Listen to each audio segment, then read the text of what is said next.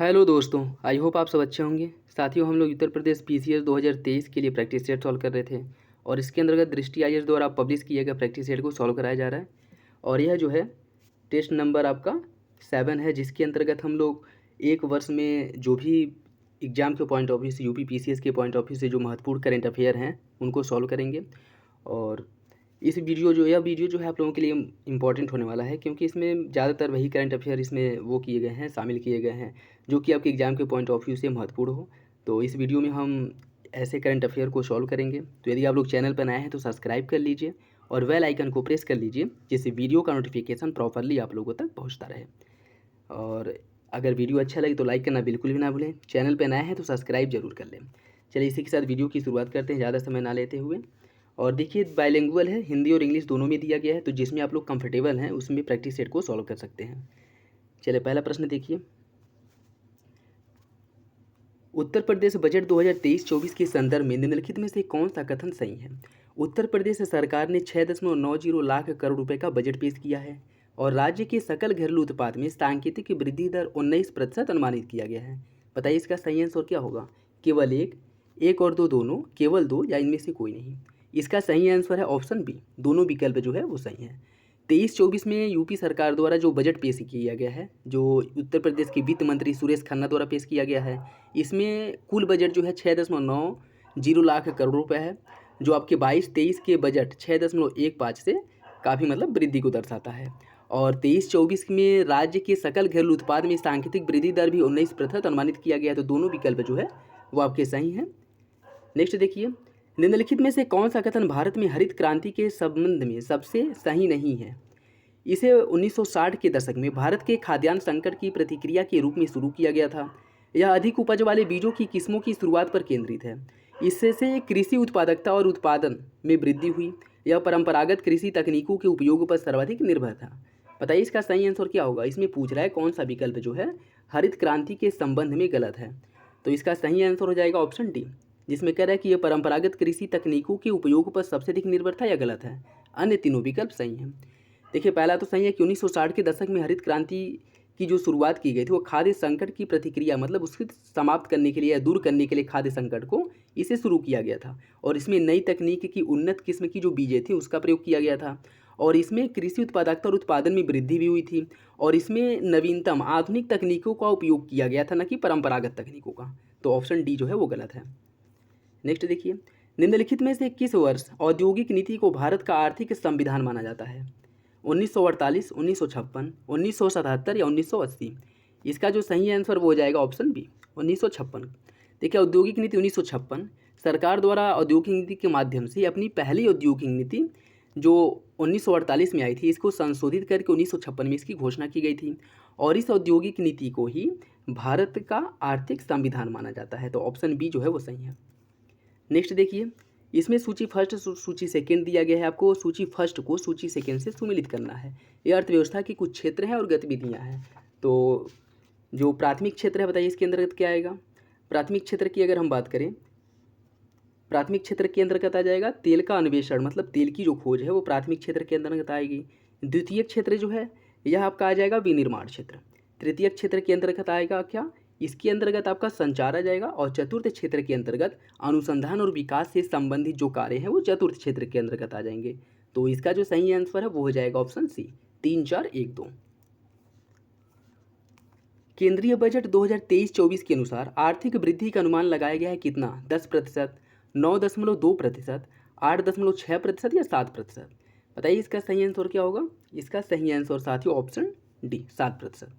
देखिए, केंद्रीय बजट 2023-24 के अनुसार आर्थिक वृद्धि 7% रहने की अनुमान लगाई गई है। तो ऑप्शन डी जो है वो सही हो जाएगा। पब्लिक अफेयर सूचकांक 2022 में निम्नलिखित में से किसे सर्वश्रेष्ठ शासित राज्य के रूप में स्थान दिया गया है? पंजाब, हरियाणा, उत्तर प्रदेश या फिर केरल? इसका सही आंसर हो जाएगा ऑप्शन बी, हरियाणा को। देखिए, पब्लिक अफेयर इंडेक्स 2022 बेंगलुरु स्थित पब्लिक अफेयर सेंटर द्वारा इसे जारी किया गया था और इसमें हरियाणा को बड़े राज्यों में सर्वश्रेष्ठ शासित राज्य का दर्जा दिया गया है। ठीक है। और हरियाणा जो है सामाजिक न्याय, आर्थिक न्याय और राजनीतिक न्याय विषयों में सबसे आगे है और इसी के साथ जो है पहले स्थान पे। इसके बाद अगर बात करें, तमिलनाडु दूसरे स्थान पे है, केरल जो है तीसरे, छत्तीसगढ़ चौथे स्थान पे है, पंजाब 5वें और कर्नाटक जो है यह 6ठे स्थान पे है। यह कुछ इंपॉर्टेंट फैक्ट है, याद रखिएगा। विश्व मानसिक स्वास्थ्य दिवस कब मनाया जाता है? 9 जनवरी को, 15 अप्रैल को, 21 जुलाई या 10 अक्टूबर को? इसका सही आंसर हो जाएगा ऑप्शन डी, 10 अक्टूबर को विश्व मानसिकता दिवस या विश्व मानसिक स्वास्थ्य दिवस जो है मनाया जाता है। आपातकालीन क्रेडिट लाइन गारंटी योजना ECLGS के संदर्भ में निम्नलिखित में से कौन सा कथन सही है? ECLGS को वित्तीय संकट से उबरने के लिए व्यावसायिक उद्यमों या MSMEs के लिए लॉन्च किया गया है। सिविल डेटा से पता चलता है कि ECLGS उधारकर्ताओं की गैर निष्पादित संपत्ति दरें कम थी। बताइए इसका सही आंसर क्या होगा? केवल एक और दो दोनों, केवल दो या इनमें से कोई नहीं? इसका सही आंसर हो जाएगा ऑप्शन बी, दोनों विकल्प जो है वो सही है। देखिए, वित्तीय वर्ष 21 में भारत सरकार ने वित्तीय संकट को दूर करने के लिए MSMEs या व्यावसायिक उद्यमों के लिए आपातकालीन क्रेडिट लाइन गारंटी योजना की घोषणा की थी। सिविल रेटिंग वो होता है जिससे किसी भी जो ऋण लेने वाला है उसकी छवि का पता लगाया जाता है कि वह ऋण लेकर ऋण को चुकाएगा या फिर ऋण लेकर भाग जाएगा। और माना जाता है कि सिविल रेटिंग अगर 8 से ऊपर है तब उसकी छवि अच्छी है, और इस कंडीशन में बैंक उसे ऋण देने में मतलब कौतूहल या कह सकते हैं कि ऋण देने में वरीयता देते हैं। और अगर सिविल रेटिंग 8 से कम है तो ऐसे लोगों को या ऐसे संस्थाओं को बैंक जो है ऋण देने से बचते हैं। ठीक है, तो सिविल रेटिंग द्वारा जो है किसी भी व्यक्ति के ऋण लेकर के उसके चुकाने या लेकर फ्रॉड करने की जो एक रेटिंग है वो जारी की जाती है। ठीक है, तो इम्पॉर्टेंट है, दोनों कथन सही है। विनिमय दर के संदर्भ में निम्नलिखित में से कौन सा कथन सही है? यह एक मुद्रा की किसी दूसरी मुद्रा के मूल्य के संदर्भ में है। भारत में स्थिर विनिमय दर प्रणाली को अपनाया गया है। इसका बताइए सही आंसर क्या होगा? केवल एक और दो दोनों, केवल दो या इनमें से कोई नहीं? इसका सही आंसर साथियों ऑप्शन ए, पहला सही है, दूसरा गलत है। ठीक है, भारत में जो विनिमय दर अपनाया गया है वह स्थिर विनिमय दर को नहीं अपनाया गया है। ठीक है, तो इसलिए जो है ये आपका जो सेकेंड ऑप्शन है वो गलत हो जाता है। पहला जो है वो सही है कि मुद्रा किसी दूसरे मुद्रा के मूल्य के संदर्भ में जो है एक मुद्रा की किसी दूसरे मुद्रा के मूल्य के संदर्भ में है, विनिमय दर जो है उसे संदर्भित करता है। ठीक है, निम्नलिखित में से किसने चिकित्सा के क्षेत्र में नोबेल पुरस्कार 2022 जीता था? एनी अर्नॉक्स और या फिर से एल से बियालिया तस्की, बैरी शार्पलेस या स्वांते पाम्बो? कूट के हिसाब से आपको सही आंसर का चयन करना है। 1 2 3, केवल 4 या 2 4? इसका जो सही आंसर है वो हो जाएगा ऑप्शन सी, 4। स्वाति पाम्बो जो है इन्हें दिया गया है चिकित्सा का नोबेल पुरस्कार 2022। देखिए, अगर हम बात करें भौतिकी का जो नोबेल पुरस्कार मिला है वो एक बार जो है देख लीजिए आप लोग। ठीक है, क्योंकि नोबेल पुरस्कार से हर साल क्वेश्चन बनते हैं तो हो सकता है कि क्वेश्चंस बने। तो भौतिकी का जो नोबेल पुरस्कार मिला है वह मिला है एलेन ऑस्पेट, जॉन एफ क्लासर और एंटोनी जिलिंगर, 3 लोगों को मिला है। ठीक है, किन्हें किन्हें? एलेन ऑस्पेक्ट और जॉन एफ क्लॉजर और एंटोनी जिलिंगर को। रसायन का जो नोबेल पुरस्कार मिला है वो कैरोलिन और बार्टोजी, मार्टोन मेल्डल और AK बैरी शार्पलेस को यह मिला है रसायन का नोबेल पुरस्कार। फिजियोलॉजी या चिकित्सा के क्षेत्र में जो नोबेल पुरस्कार मिला है वह स्वांते पाम्बो को मिला है। ठीक है, तो इम्पॉर्टेंट है। अगर अन्य बात करें साहित्य में जो नोबेल पुरस्कार मिला है वह एनी एनॉक्स को मिला है। शांति का नोबेल पुरस्कार मिला है Ales Bialiatski, Center for Civil Liberties and Memorial, इन एक व्यक्ति को मिला है और एक संगठन को मिला है। और अर्थशास्त्र का जो नोबेल पुरस्कार मिला है वह Ben S बर्नानके, Douglas W diamond और फिलिप एच डाइविंग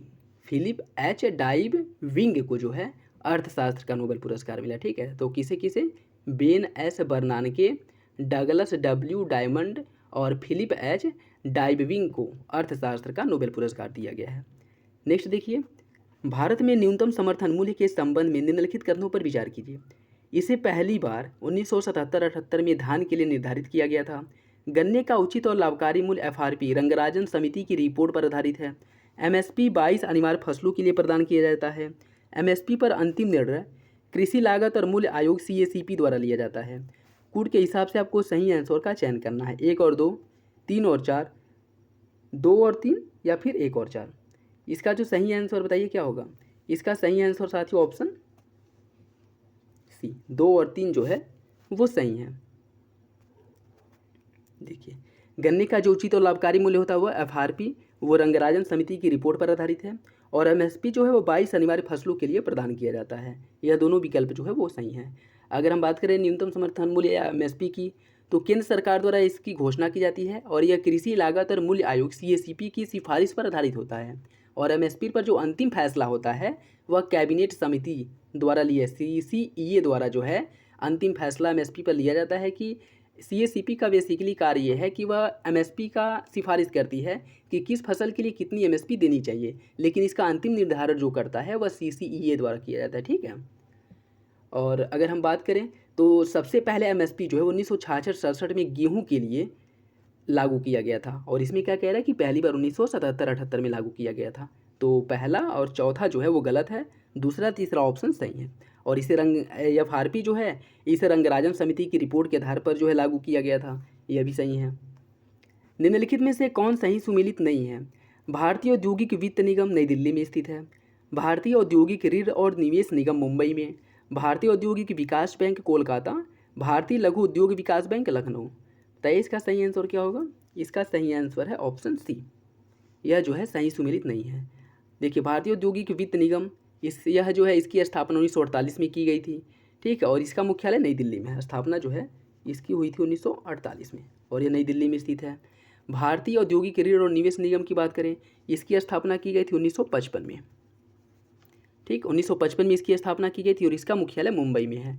भारत औद्योगिक विकास बैंक, ठीक है, यह जो है इसकी स्थापना 1964 में की गई थी। ठीक, और यह जो है आपके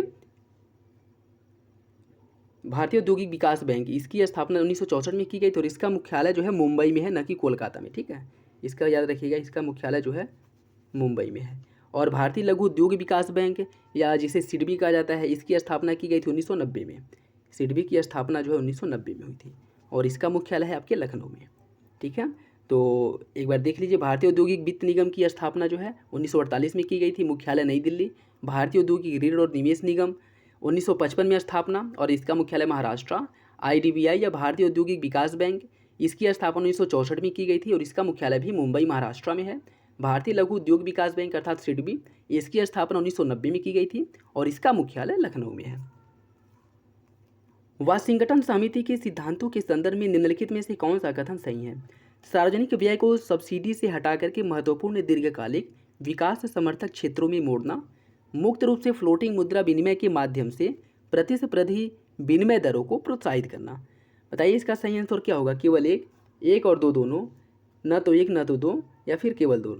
इसका जो सही आंसर वो हो जाएगा ऑप्शन बी, दोनों विकल्प जो है वो सही है। हाल ही में केंद्रीय बजट 2023-24 में पीएम विकास योजना का उल्लेख किया गया है। यह फ्लैगशिप योजना वित्त मंत्रालय की है, सामाजिक न्याय और अधिकारिता मंत्रालय की है, पंचायती राज मंत्रालय की या अल्पसंख्यक कार्य मंत्रालय की है? इसका सही आंसर हो जाएगा ऑप्शन डी, यह योजना अल्पसंख्यक कार्य मंत्रालय की है। देखिए प्रधानमंत्री जो पीएम विकास योजना है वह वित्त मंत्री निर्मला सीतारमण के ने हस्तशिल्प और अन्य वस्तुओं के निर्माण में लगे जो सीमांत श्रमिक है उनको लाभ पहुंचाने के लिए इसकी शुरुआत की गई है। ठीक है, तो इम्पॉर्टेंट है, याद रखिएगा। निम्नलिखित में से किस शहर ने वर्ल्ड ग्रीन सिटी अवार्ड 2022 का पुरस्कार जीता था? सियोल, पेरिस, हैदराबाद या फिर बेंगलुरु? इसका जो सही आंसर है वो हो जाएगा ऑप्शन सी, हैदराबाद को यह पुरस्कार प्राप्त हुआ है।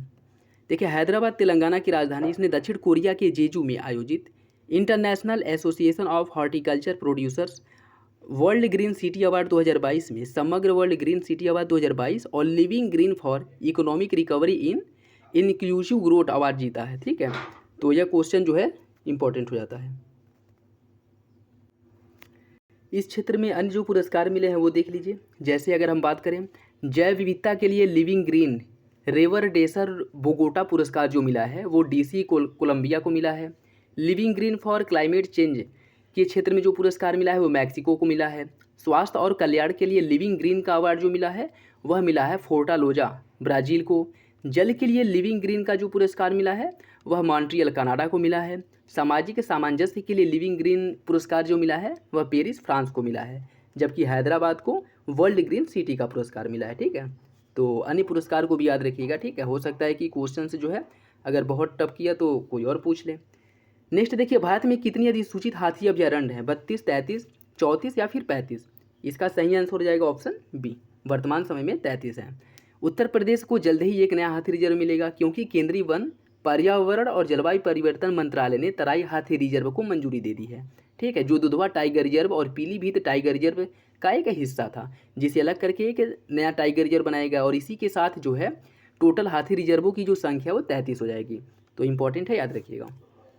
आर्थिक सर्वेक्षण 2022-23 के अनुसार आवधिक श्रम बल सर्वेक्षण से पता चलता है कि 15 वर्ष और उससे अधिक आयु के लोगों के लिए शहरी बेरोजगारी दर में गिरावट आई है। 7.2%, 9.2%, 6.2 या 8.2। इसका जो सही आंसर बताइए क्या होगा? इसका सही आंसर है ऑप्शन ए। इसमें बेरोजगारी दर में जो शहरी बेरोजगारी दर है इसमें 7.2% की गिरावट आई है। पुनर्निर्माण और विकास के लिए अंतर्राष्ट्रीय बैंक के संदर्भ में निम्नलिखित में से कौन सा कथन सही है? इसकी स्थापना 1945 में यूरोप की पुनर्निर्माण की प्रक्रिया में मदद करने के लिए की गई थी और वर्तमान में इसमें 189 सदस्य हैं। बताइए इसका सही आंसर क्या होगा? केवल एक, केवल दो, एक और दो दोनों, या इनमें से कोई नहीं? इसका सही आंसर ऑप्शन सी, सेकेंड। ये दूसरा तो सही है, पहला विकल्प गलत है। ठीक है, IBRD यह मुख्यतः जो है पुनर्निर्माण और विकास बैंक, अंतर्राष्ट्रीय बैंक जिसे IBRD के नाम से भी जाना जाता है, यह विश्व बैंक से पहले का संगठन है जिसकी स्थापना 1944 में, पहले तो यही गलत हो गया, इसकी स्थापना 1944 में, ठीक है, 1944 में जो है इसकी स्थापना की गई थी और द्वितीय विश्व युद्ध के बाद जो है पुनर्निर्माण में मदद करने के लिए इसकी स्थापना की गई थी, न कि यूरोप के पुनर्निर्माण करने के लिए। ठीक है, तो पहला ऑप्शन जो है वो गलत है, दूसरा सही है। वर्तमान में इसमें सदस्यों की संख्या 189 है। हाल ही में आयोजित 6वीं इंडियन मोबाइल कॉन्फ्रेंस की थीम क्या है? 5G नई वास्तविकता है, संधारणीयता की ओर कदम, सबको साथ लाना, या न्यू डिजिटल यूनिवर्स? इसका सही आंसर हो जाएगा option D, new digital universe जो है यह 6ठे इंडिया मोबाइल कांग्रेस का जो है थीम है। ठीक है, और अगर हम बात करें इसका जो आयोजन किया गया था वह नई दिल्ली के प्रगति मैदान में इसका आयोजन हुआ था। ठीक है, जल जीवन मिशन के संदर्भ में निम्नलिखित में से कौन सा कथन सही है? उत्तर प्रदेश सरकार ने जल जीवन मिशन के लिए 30,000 करोड़ रुपए का आवंटन किया है। उत्तर प्रदेश के सभी 2.26 करोड़ परिवारों को शुद्ध पेयजल उपलब्ध कराने का लक्ष्य रखा गया है। बताइए इसका सही आंसर क्या होगा? इसका सही आंसर साथियों ऑप्शन सी, दूसरा विकल्प गलत सही है, पहला गलत है। बजट 2023-24 में यूपी का जो बजट पेश हुआ था 2023-24 में, उसमें राज्य जल जीवन मिशन के लिए 25,350 करोड़ रुपए का आवंटन किया गया, जो पिछली बार 19,50 करोड़ रुपए जो है 19,500 करोड़ रुपए आवंटन किया गया था, तो उससे जो है अधिक है। और 23-24 तक जल जीवन मिशन के तहत राज्य के सभी 2.26 करोड़ परिवारों को शुद्ध पेयजल उपलब्ध कराने का लक्ष्य रखा गया था। तो दूसरा विकल्प जो है वो सही है, पहला गलत है। इसमें जो है जो धन का आवंटन किया गया वो 25,350 करोड़ रुपए का धन का आवंटन किया गया है। सार्वजनिक वितरण प्रणाली के संदर्भ में निम्नलिखित में से कौन सा कथन सही है? संशोधित सार्वजनिक वितरण प्रणाली RPDS जून 1997 में शुरू किया गया था। RPDS के तहत लाभार्थियों को दो श्रेणियों, गरीबी रेखा से नीचे और गरीबी रेखा से ऊपर, दो भागों में इसे विभाजित किया गया है। बताइए इसका सही आंसर क्या होगा? इसका सही आंसर साथियों ऑप्शन डी, दोनों विकल्प गलत हैं।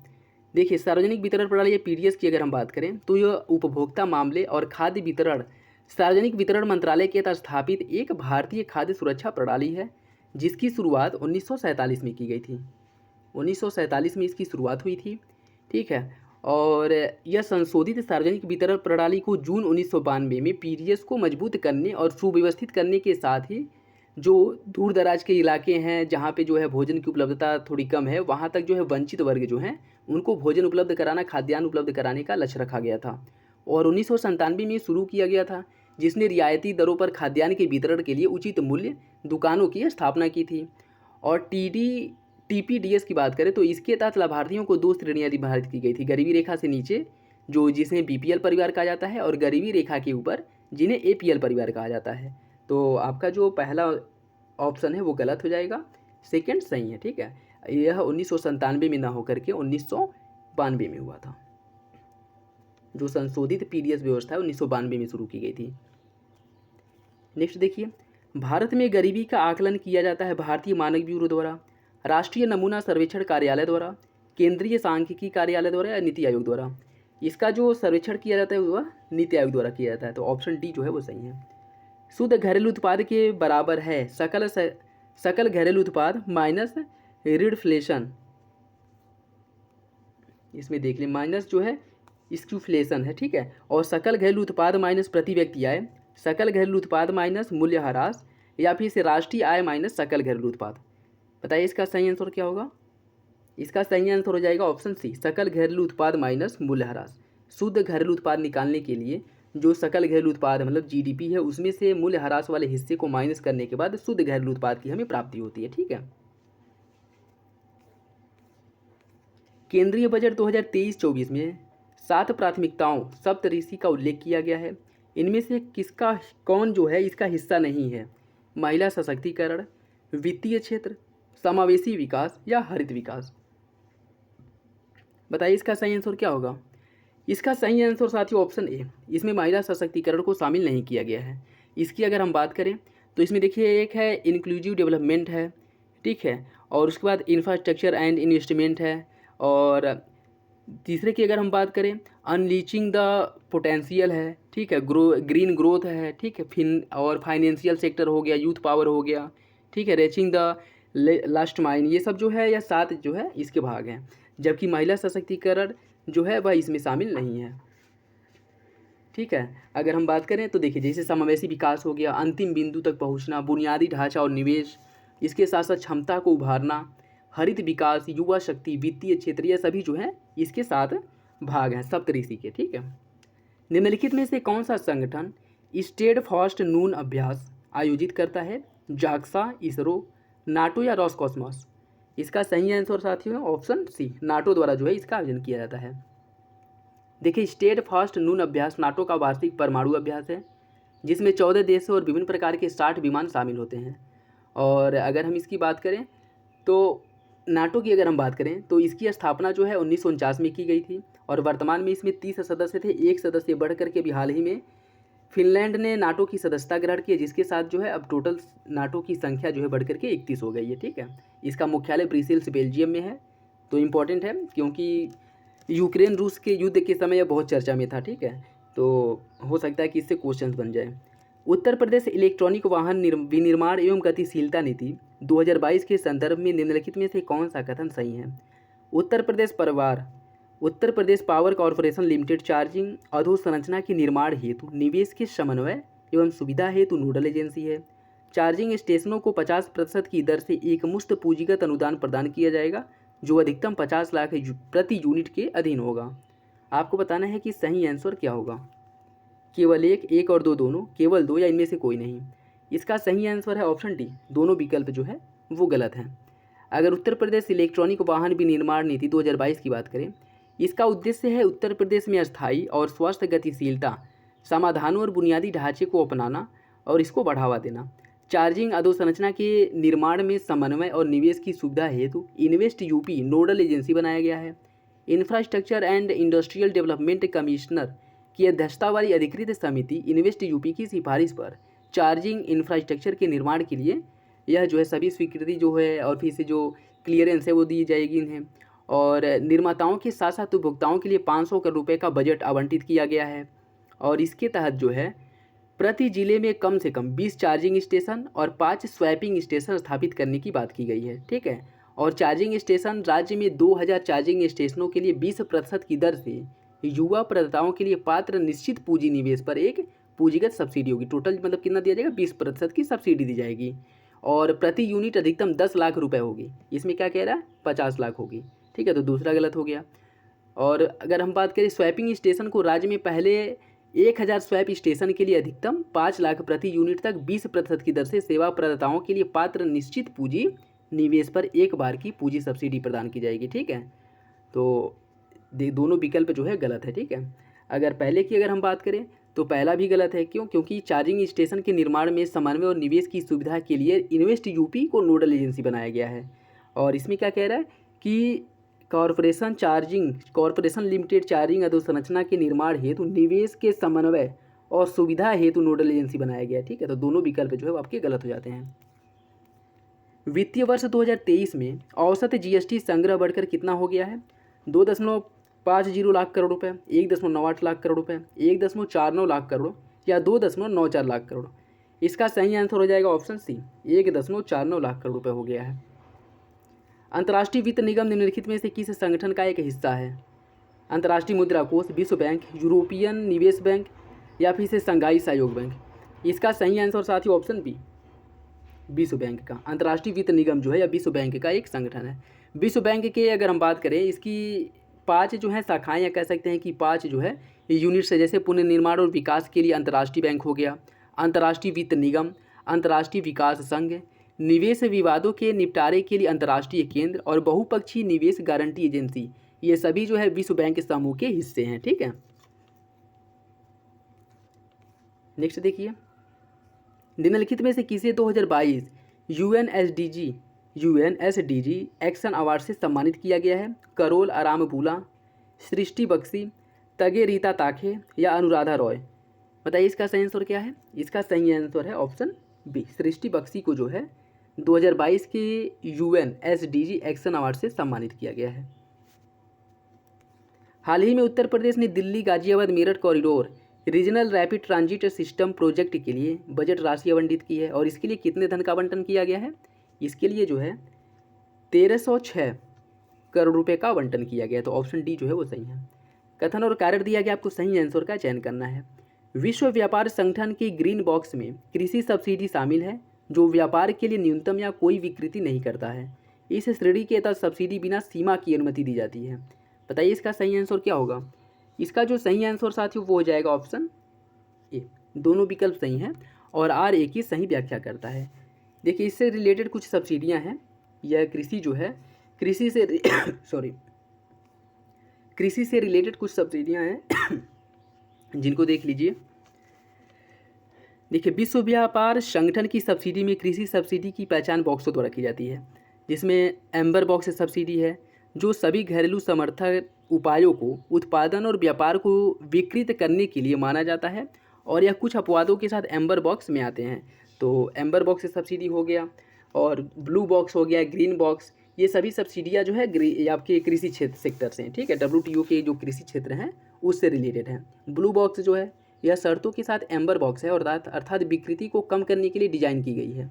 ग्रीन बॉक्स सब्सिडी यह केवल उन्हीं सब्सिडी की अनुमति देता है जो व्यापार में न्यूनतम या कोई विकृति पैदा नहीं करते हैं। ठीक है, तो इम्पॉर्टेंट है, याद रखिएगा।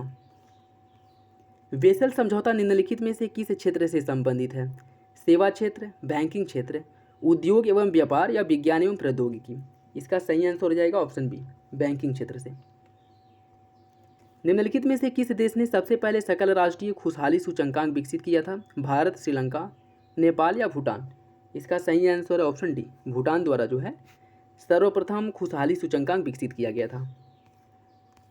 और भूटान एकमात्र देश है जो अपनी बजट में अपनी जीडीपी में खुशहाली को भी आंकता है कि उनके देश में कौन व्यक्ति कितना खुश है। ठीक है, उस हिसाब से उसके अकॉर्डिंग भी जीडीपी की गणना की जाती है। ठीक है, केंद्रीय बजट 2023-24 के अनुसार सिकल सेल एनीमिया उन्मूलन का लक्ष्य कब तक रखा गया है? 2030 तक, 2040, 2047 या 2050।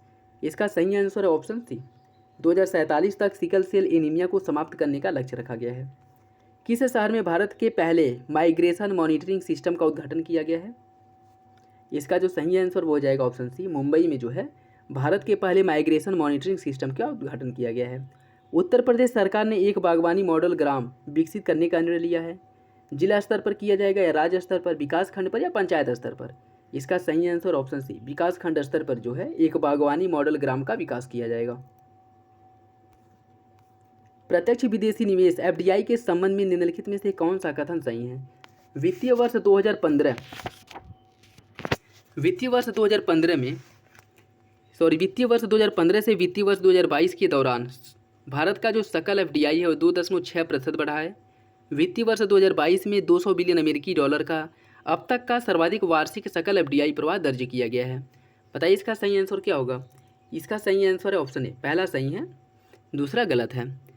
देखिए, आत्मनिर्भर भारत के तहत उत्पादन प्रोत्साहन घरेलू उत्पादन के लिए विदेशी निवेश को प्रोत्साहित किया जा रहा है। अगर आर्थिक सर्वेक्षण 2022-23 की बात करें तो 8 वर्षों में विदेशी निवेशकों के प्रति नीति में और उदारीकरण को देखा गया है और अब स्वचालित मार्ग के तहत 100% एफडीआई की अनुमति दी गई है। ठीक है, स्वचालित मार्ग से 100% एफडीआई आ सकता है। और अगर हम बात करें एफडीआई प्रवाह में एक स्पष्ट संरचनात्मक बदलाव आया है। वित्तीय वर्ष 5 वित्तीय वर्ष 14 के दौरान भारत का जो सकल एफडीआई जीडीपी के औसत 2.2% से बढ़ करके 2015 से 22 में 2.6% हो गया है। तो पहला ऑप्शन जो है वो सही हो जाता है। अगर हम 2022 में बात करें तो 84.8 बिलियन अमेरिकी डॉलर का उच्चतम वार्षिक सकल एफडीआई जो है वह आया था। ठीक है, और इसमें निवेशकों के बीच पसंदीदा निवेश गंतव्य के रूप में भी भारत की स्थिति का समर्थन किया गया था। तो पहला सही है, दूसरा गलत। वर्तमान में एशियाई विकास बैंक के कितने सदस्य देश हैं? इसका सही आंसर हो जाएगा ऑप्शन सी। टोटल इसमें 68 देश हैं। अगर इसकी बात करें हम तो 1966 में इसकी स्थापना की गई थी। ठीक है, 1966 में इसकी स्थापना की गई थी, जो अत्यधिक गरीबी को खत्म करने के लिए अपने प्रयासों को बनाए रखा और यह मुख्यतः समृद्धि, समावेशी, लचीली और टिकाऊ एशिया और प्रशांत के उद्देश्यों को प्राप्त करने के लिए इसकी स्थापना की गई थी। विश्व के पहले सीएनजी टर्मिनल की आधारशिला कहाँ रखी गई? भावनगर में, डिगबोई में, पारादीप में या मंगलौर में? इसका सही आंसर हो जाएगा ऑप्शन ए, भावनगर में जो है इसकी आधारशिला रखी गई है।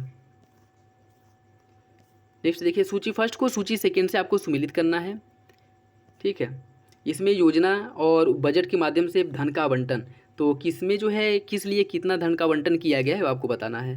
राष्ट्रीय ग्रामीण स्वास्थ्य मिशन की बात करें तो इसके लिए जो है जो धन का आवंटन किया गया है वो किया गया है 12,631 करोड़ रुपये।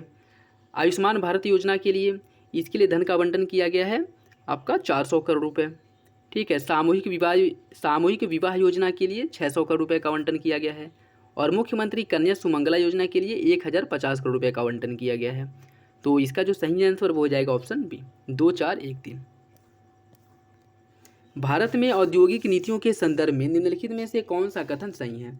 भारत में जो पहली औद्योगिक नीति आई थी 1948 में लागू की गई थी। 1991 की नई औद्योगिक नीति ने सभी उद्योगों के लिए लाइसेंसिंग में ढील दी थी। बताइए इसका सही आंसर क्या होगा? इसका जो सही आंसर साथियों वो हो जाएगा ऑप्शन ए। पहला सही है, दूसरा गलत है। देखिए, भारत की जो पहली औद्योगिक नीति थी यह 8 अप्रैल 1948 में आई थी। अगर हम सेकेंड औद्योगिक नीति या दूसरी औद्योगिक नीति की बात करें तो 23 जुलाई 1991 को सरकार द्वारा नई औद्योगिक नीति की घोषणा की गई थी और इस नीति में 18 उद्योगों को छोड़ करके, सभी में नहीं, 18 उद्योग ऐसे थे जिन्हें छोड़ करके लाइसेंसिंग को हटा दिया गया था। जो लाइसेंसिंग की बाध्यता थी, अनिवार्यता थी, उसको समाप्त कर दिया गया था और केवल 5 उद्योग ऐसे थे जिसमें कह सकते हैं कि निवेश या कह सकते हैं कि एफडीआई की अनुमति थी ही नहीं। ठीक है, और वह ऐसे थे जैसे शराब हो गया, सिगरेट, खतरनाक रसायन, इलेक्ट्रॉनिक, एरोस्पेस और रक्षा उपकरण। यह ऐसे औद्योगिक विस्फोटक के लिए लाइसेंसिंग अनिवार्य था। ठीक है, तो इंपॉर्टेंट है, याद रखिएगा। निम्नलिखित में से किस तारीख को भारत में वस्तु एवं सेवा का जीएसटी लागू किया गया था? जीएसटी लागू हुआ था 1 जुलाई 2017 को। निम्नलिखित में से कौन मानव विकास सूचकांक के संकेतक हैं? जन्म के समय जीवन प्रत्याशा, स्कूली शिक्षा की अपेक्षित वर्ष, स्कूली शिक्षा की औसत वर्ष या प्रति व्यक्ति आय? इसका सही आंसर साथियों ऑप्शन बी, स्कूली शिक्षा के लिए अपेक्षित वर्ष। देखिए, मानव विकास सूचकांक की अगर हम बात करें तो यह रिपोर्ट 1990 से जारी किया जा रहा है। 1990 से यह रिपोर्ट जो है वह जारी किया जा रहा है और मानव विकास सूचकांक एक समग्र सूचकांक है जो 4 संकेतकों पर आधारित है। एक, जन्म पर जीवन प्रत्याशा, स्कूली शिक्षा की अपेक्षित वर्ष, स्कूली शिक्षा की औसत वर्ष और सकल राष्ट्रीय आय। इनके आधार पर जो है मानव विकास सूचकांक जारी किया जाता है। देखिए, इसमें कूट के हिसाब से आपको सही आंसर का चयन करना था साथियों, सॉरी। तो इसका जो सही आंसर था वो आपका बी था, 1, 2, 3 जो है वो सही है।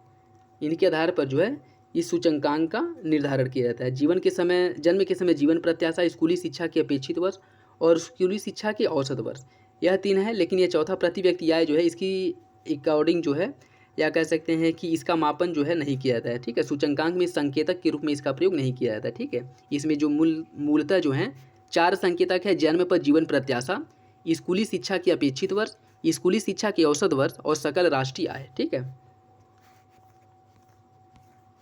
हाल ही में केंद्रीय बजट में उल्लिखित भारत श्री का संबंध किससे है? संग्रहालय से, अनाज से, पौधारोपण से या बीमारी से? इसका सही आंसर हो जाएगा ऑप्शन ए, संग्रहालय से। देखिए, भारत साझा शिलालेख अर्थात भारत श्री यह इसके पहले चरण में 1 लाख प्राचीन शिलालेखों के डिजिटलीकरण के साथ डिजिटल एपिग्राफी संग्रहालय में भारत साझा अभिलेखों का भंडार स्थापित किया जाएगा। ठीक है, तो मुख्यतः यह संग्रहालयों के डिजिटलीकरण से संबंधित है आपका भारत श्री योजना, जो बजट के माध्यम से बताया गया था। निशस्त्रीकरण सप्ताह प्रत्येक वर्ष कब मनाया जाता है? इसका सही आंसर हो जाएगा ऑप्शन बी, 24 से 30 अक्टूबर के मध्य निशस्त्रीकरण सप्ताह के रूप में मनाया जाता है। उत्तर प्रदेश के हरित ऊर्जा क्षेत्र में निजी क्षेत्र के फर्मों द्वारा प्रस्तावित निवेश कितना है? इसका जो सही आंसर साथियों वो हो जाएगा ऑप्शन बी, 19,000 करोड़ रुपए जो है यह है आपके उत्तर प्रदेश के हरित ऊर्जा क्षेत्र में निवेश के लिए फर्मों द्वारा प्रस्तावित निवेश है। वित्तीय वर्ष 2022 में केंद्र सरकार का राजकोषीय घाटा कितना था? इसका सही आंसर हो जाएगा option D, 6.7%। New development bank के संदर्भ में निम्नलिखित में से कौन सा कथन सही है? इसका मुख्यालय शंघाई में है, इसकी स्थापना ब्रिक्स देशों ने की थी। बताइए इसका सही आंसर क्या होगा? इसका सही आंसर साथियों ऑप्शन बी, दोनों विकल्प सही हैं। न्यू डेवलपमेंट बैंक की स्थापना जो है ब्रिक्स द्वारा देशों द्वारा की गई थी और इसकी स्थापना जो है 15 जुलाई 2014 को की गई थी।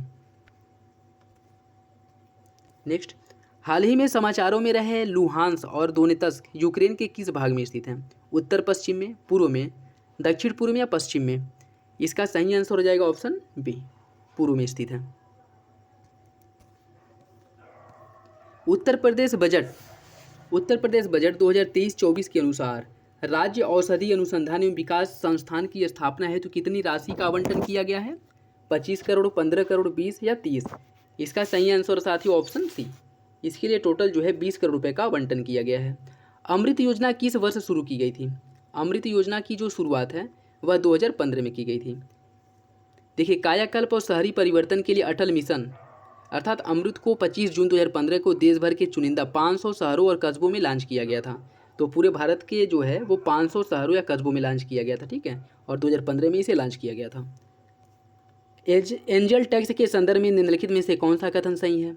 इसे 2012 में लॉन्च किया गया था। यह एक असूचीबद्ध कंपनी द्वारा जुटाई गई अतिरिक्त पूंजी पर लगाया जाने वाला कर है। तो बताइए इसका सही आंसर क्या होगा? इसका सही आंसर साथियों ऑप्शन बी, दोनों विकल्प सही हैं। एंजल इन्वेस्टर्स मुख्यतः वो होते हैं जो नवनिर्मित कंपनियों में निवेश करते हैं। ठीक है, और इस पर जो टैक्स लगाया जाता है उसे एंजल टैक्स कहा जाता है। औद्योगिक उत्पादन सूचकांक में निम्नलिखित उद्योगों को उनके महत्व के आधार पर अवरोही क्रम में व्यवस्थित कीजिए। विद्युत, प्राकृतिक गैस, उर्वरक और कच्चा तेल। तो इसकी अगर हम बात करें तो पहले स्थान पे आ जाएगा आपका विद्युत, जो किसी भी क्षेत्र, किसी भी देश के विकास के लिए सबसे महत्वपूर्ण होता है। ठीक है, पहले नंबर पे आ जाएगा। फिर है आपका कच्चा तेल, परिवहन गतिविधियों एक्टिविटी के लिए जो है कच्चा तेल, आवागमन के लिए या फिर से व्यापार वाणिज्य के लिए भी इम्पोर्टेंट है। फिर आ जाएगा आपका प्राकृतिक गैस, यह तीसरे नंबर पे आ जाएगा। और उर्वरक जो है यह आ जाएगा आपका चौथे नंबर पे। ठीक है, तो इसका जो सही आंसर है वो हो जाएगा ऑप्शन ए, 1, 4, 2, 3। मिशन कर्मयोगी का संबंध किससे है? दिहाड़ी मजदूरों से, स्कूली छात्रों से, सेना से या सिविल सेवकों से? इसका जो सही आंसर साथियों वो हो जाएगा ऑप्शन डी, सिविल सेवकों से। देखिए, मिशन कर्मयोगी के तहत केंद्र, राज्य और केंद्र शासित प्रदेश द्वारा सिविल सेवकों के लिए क्षमता निर्माण योजनाएं बनाई जाएंगी और उन्हें कार्यान्वित किया जाएगा। ठीक है, निम्नलिखित में से किस संगठन ने उत्सर्जन गैप रिपोर्ट 2022 जारी किया था? विश्व आर्थिक मंच, संयुक्त राष्ट्र पर्यावरण कार्यक्रम, ग्रीनपीस इंटरनेशनल या प्राकृतिक संसाधन रक्षा परिषद? इसका सही आंसर साथियों ऑप्शन बी, संयुक्त राष्ट्र पर्यावरण कार्यक्रम द्वारा उत्सर्जन गैप रिपोर्ट 2022 जारी किया गया था। और इसकी अगर हम बात करें तो यूएनईपी उत्सर्जन अंतराल रिपोर्ट का यह 13वां संस्करण था इसका। ठीक, और इसके तहत 2030 में अनुमानित उत्सर्जन और पेरिस समझौते के 1.5 डिग्री सेल्सियस और 2 डिग्री सेल्सियस लक्ष्यों के स्तर के बीच के अंतराल का आकलन किया गया है। और इसमें अगर शीर्ष 7 उत्सर्जक देशों की बात करें तो चीन पहले स्थान पे है, फिर है यूरोपियन यूनियन, फिर भारत है तीसरे नंबर पे, इंडोनेशिया, ब्राज़ील, रूसी संघ है और फिर संयुक्त राज्य अमेरिका है। ठीक है, और इन देशों में जीएचजी उत्सर्जन 2021 में फिर से बढ़ गया है। मतलब ऐसे इनके द्वारा जो है उत्सर्जन में फिर वृद्धि हुई है। लॉकडाउन या कोरोना के बाद जो है फिर इसमें वृद्धि देखी गई है। अंतर्राष्ट्रीय अभिधम्म दिवस 2022 का आयोजन कहाँ किया गया था? बोधगया, ग्रेटर नोएडा, लखनऊ या नई दिल्ली? इसका सही आंसर है ऑप्शन बी, ग्रेटर नोएडा में। देखिए, 9 अक्टूबर 2022 को शारदा पूर्णिमा के दिन ग्रेटर नोएडा में स्थित एक विश्वविद्यालय परिसर में अंतर्राष्ट्रीय अभिधम्म दिवस का आयोजन किया गया था या इसे मनाया गया था। ठीक है। निम्नलिखित करों को संघ सरकार के कर प्रोफाइल में उनके योगदान के आधार पर और वही क्रम में आपको व्यवस्थित करना है। व्यक्तिगत आयकर, वस्तु एवं सेवा कर, मतलब किसका वेटेज जो है ज़्यादा है उसके अकॉर्डिंग जो है आपको इसमें रखना है। तो इसकी अगर हम बात करें साथियों, सबसे इम्पोर्टेंट जो योगदान है वह जीएसटी का है, या पहले नंबर पे आ जाएगा। ठीक, फिर आ जाएगा आपका ये व्यक्तिगत आयकर, या दूसरे नंबर पे, फिर तीसरे नंबर पे है केंद्रीय उत्पाद कर, और चौथे नंबर पे है सीमा शुल्क। ठीक है, तो इसका जो सही आंसर है वो हो जाएगा ऑप्शन ए। भारत में वस्तु एवं सेवा कर के संदर्भ में निम्नलिखित में से कौन सा कथन सही है? इसे 1 जुलाई 2017 को भारत में लागू किया गया था। यह प्रत्यक्ष कर का एक रूप है जहां खरीदारों वस्तुओं के लिए सीधे भुगतान करते हैं। बताइए इसका सही आंसर क्या होगा? इसका जो सही आंसर साथियों वो हो जाएगा ऑप्शन ए। पहला सही है, इसे 1 जुलाई 2017 को लागू किया गया था। दूसरा गलत है, यह प्रत्यक्ष कर नहीं है, यह एक अप्रत्यक्ष कर है। ठीक है। निम्नलिखित में से किसे यूएनएचसीआर नॉनसेन रिफ्यूजी अवार्ड 2022 से सम्मानित किया गया है? मेयरलिन बरगारा पेरेज को, इमैनुअल मैक्रोन को, सुएला ब्रेबरमैन को, या एंजेला मर्केल को? बताइए इसका सही आंसर क्या होगा? इसका सही आंसर साथियों ऑप्शन डी, एंजेला मर्केल को जो है यूएनएचसीआर नॉनसेन रिफ्यूजी अवार्ड 2022 से सम्मानित किया गया है।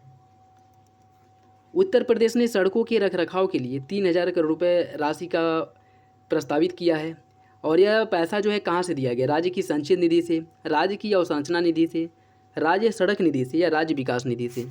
बताइए इसका सही आंसर क्या होगा? इसका जो सही आंसर साथ हो जाएगा ऑप्शन सी, राज्य सड़क निधि से यह धन का आवंटन किया गया है। राष्ट्रीय अवसंरचना पाइपलाइन के संदर्भ में निम्नलिखित कथनों पर विचार कीजिए। 2019-20 के बजट भाषण में इसकी घोषणा की गई थी। अतनु चक्रवर्ती की अध्यक्षता वाली टास्क फोर्स ने एनआईपी पर अपनी रिपोर्ट प्रस्तुत की थी। 2000 करोड़ से अधिक की बुनियादी अवसंरचना क्षेत्र की परियोजनाओं का गठन करता है। यह अवसंरचना परियोजनाओं पर एनआईपी के लिए प्रारंभिक स्वीकृति राशि जो है वो 100 करोड़ थी। बताइए इसका सही आंसर क्या है?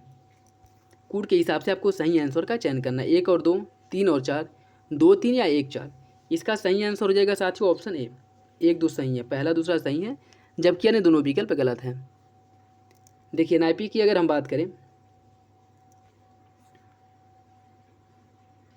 एनआईपी की अगर हम बात करें तो 19 वित्तीय वर्ष 19 से लेकर के 2019 से 2025 के लिए राष्ट्रीय अवसंरचना पाइपलाइन की इसकी घोषणा की गई थी, और एनआईपी की घोषणा 19 से 20 के बजट भाषण में की गई थी। तो पहला ऑप्शन सही हो जाता है। और रतनु चक्रवर्ती की अध्यक्षता वाले टास्क फोर्स ने राष्ट्रीय अवसंरचना पाइपलाइन रिपोर्ट पर अपनी रिपोर्ट प्रस्तुत की थी, ये भी सही है।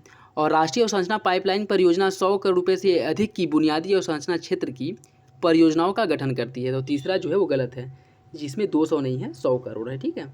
और चौथे ऑप्शन की बात करें तो एनआईपी के लिए प्रारंभिक स्वीकृति राशि जो है वह 24-25 तक बुनियादी ढांचा परियोजनाओं पर 102 करोड़ थी, जिसमें केंद्र राज्य निजी ढांचे को 39 और 22 के फार्मूले पर पूंजीगत व्यय साझा करने के लिए वो किया गया था। जिसमें कि इसमें क्या कह रहा है कि इस अवसंरचना परियोजना पर एनआईपी के लिए प्रारंभिक जो स्वीकृति राशि वो 100 करोड़ थी, यह गलत है। टोटल जो है कितना थी? 102 करोड़। ठीक है।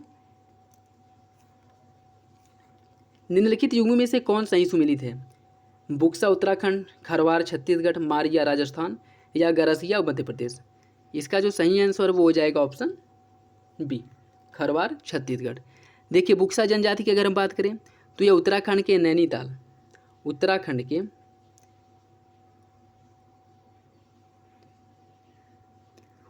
के नैनीताल, पौड़ी गढ़वाल, देहरादून जिले में पाई जाती है, और ये लोग हिंदी भाषी हैं। खरवार जनजाति की बात करें, खरवार जनजाति, सॉरी साथियों इसमें होना चाहिए ना कि कौन सा गलत है। ठीक है, क्योंकि बुक्सा जनजाति आपके उत्तराखंड में पाई जाती है, खरवार जनजाति जो है यह पाई जाती है उत्तर प्रदेश के मिर्ज़ापुर में। तो यह जो है सही सुमेलित नहीं है, तो यह यहाँ पे देखिए मिसप्रिंट हो गया। ठीक है, खरवार जनजाति आपकी मिर्ज़ापुर जिले में पाई जाती है। मारिया जनजाति की बात करें, मारिया जनजाति जो है मध्य प्रदेश, छत्तीसगढ़, हिंदवाड़ा, जबलपुर, बिलासपुर यहाँ की जनजातियाँ हैं। और गरासिया जनजाति जो है यह भी मीणा व भील के बाद राजस्थान की तीसरी प्रमुख जनजाति है। यह क्वेश्चन से जो है मुझे कुछ गलत लग रहा है। ठीक है, इसे मैं बाद में जो है कमेंट बॉक्स में पिन कर दूंगा, इसे जो है। नेक्स्ट देखिए, आधिकारिक राष्ट्रीय योजना प्रयोग की उत्पत्ति निम्नलिखित में से किस देश में हुई थी? इसका सही आंसर ऑप्शन सी, रूस में। पीएम प्रणाम संबंधित है किससे? मंदिरों के जीर्णोद्धार से, रासायनिक उर्वरकों के संतुलित प्रयोग से, बौद्ध स्तूपों के निर्माण से या वृद्धाश्रमों के निर्माण से? बताइए इसका सही आंसर क्या है। मंदिरों के जीर्णोद्धार के लिए पीएम प्रणाम योजना का जो है निर्माण किया गया था, इसकी जो है घोषणा की गई थी। विश्व पोलियो दिवस कब मनाया जाता है? विश्व पोलियो दिवस कब मनाया जाता है, यह बताइए। पीएम प्रणाम योजना, यह भी जो है ऑप्शन उसमें गलत है। पीएम प्रणाम योजना जो है मुख्यतः साथियों रासायनिक उर्वरकों के संतुलित प्रयोग से है, ठीक है। ऑप्शन बी जो है वो सही हो जाएगा। विश्व पोलियो दिवस कब मनाया जाता है?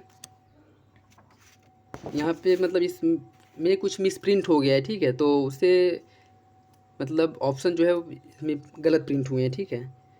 विश्व पोलियो दिवस कब मनाया जाता है बताइए। इसका सही आंसर है ऑप्शन सी, 24 अक्टूबर को। किसी क्वेश्चन का जो ऑप्शन है वो गलत दिया है, तो मैं उसे देख करके अभी तक ऐसे 2 प्रश्न मिले हैं, ठीक है।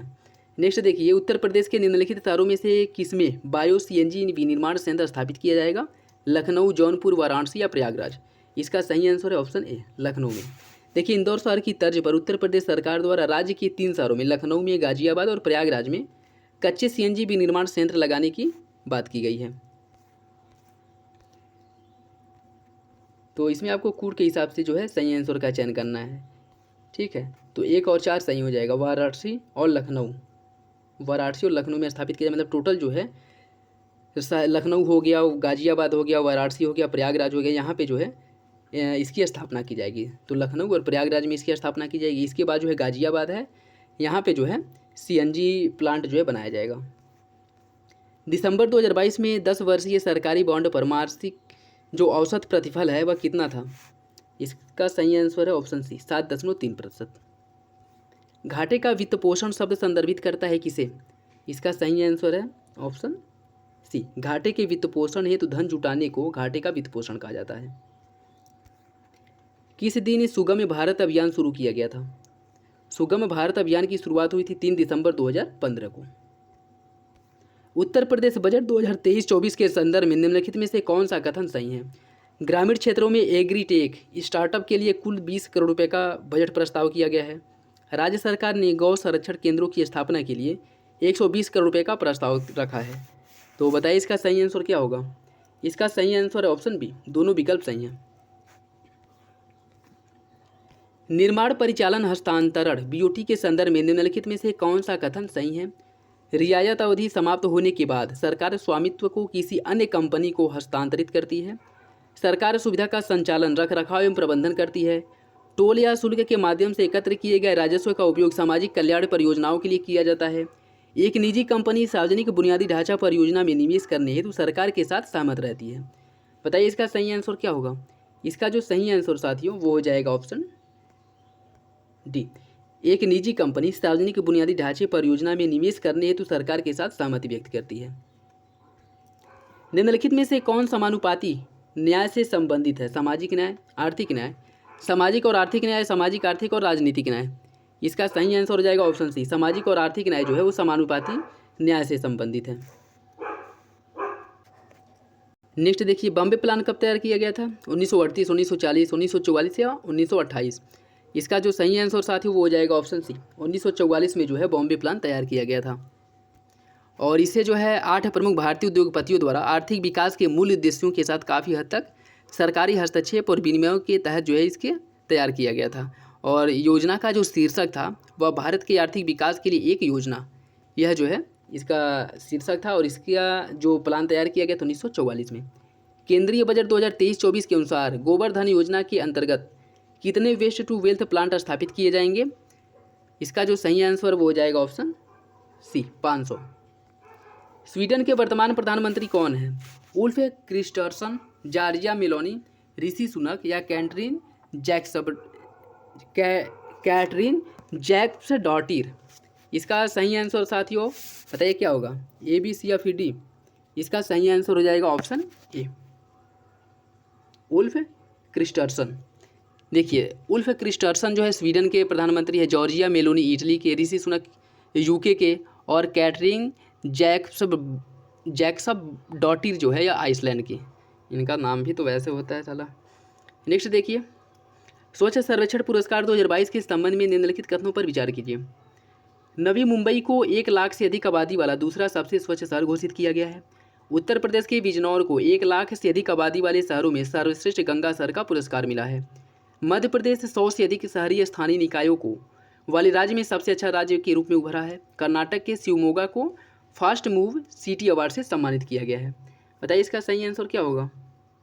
इसका जो सही आंसर साथियों वो हो जाएगा ऑप्शन बी, 3 और 4 सही हैं।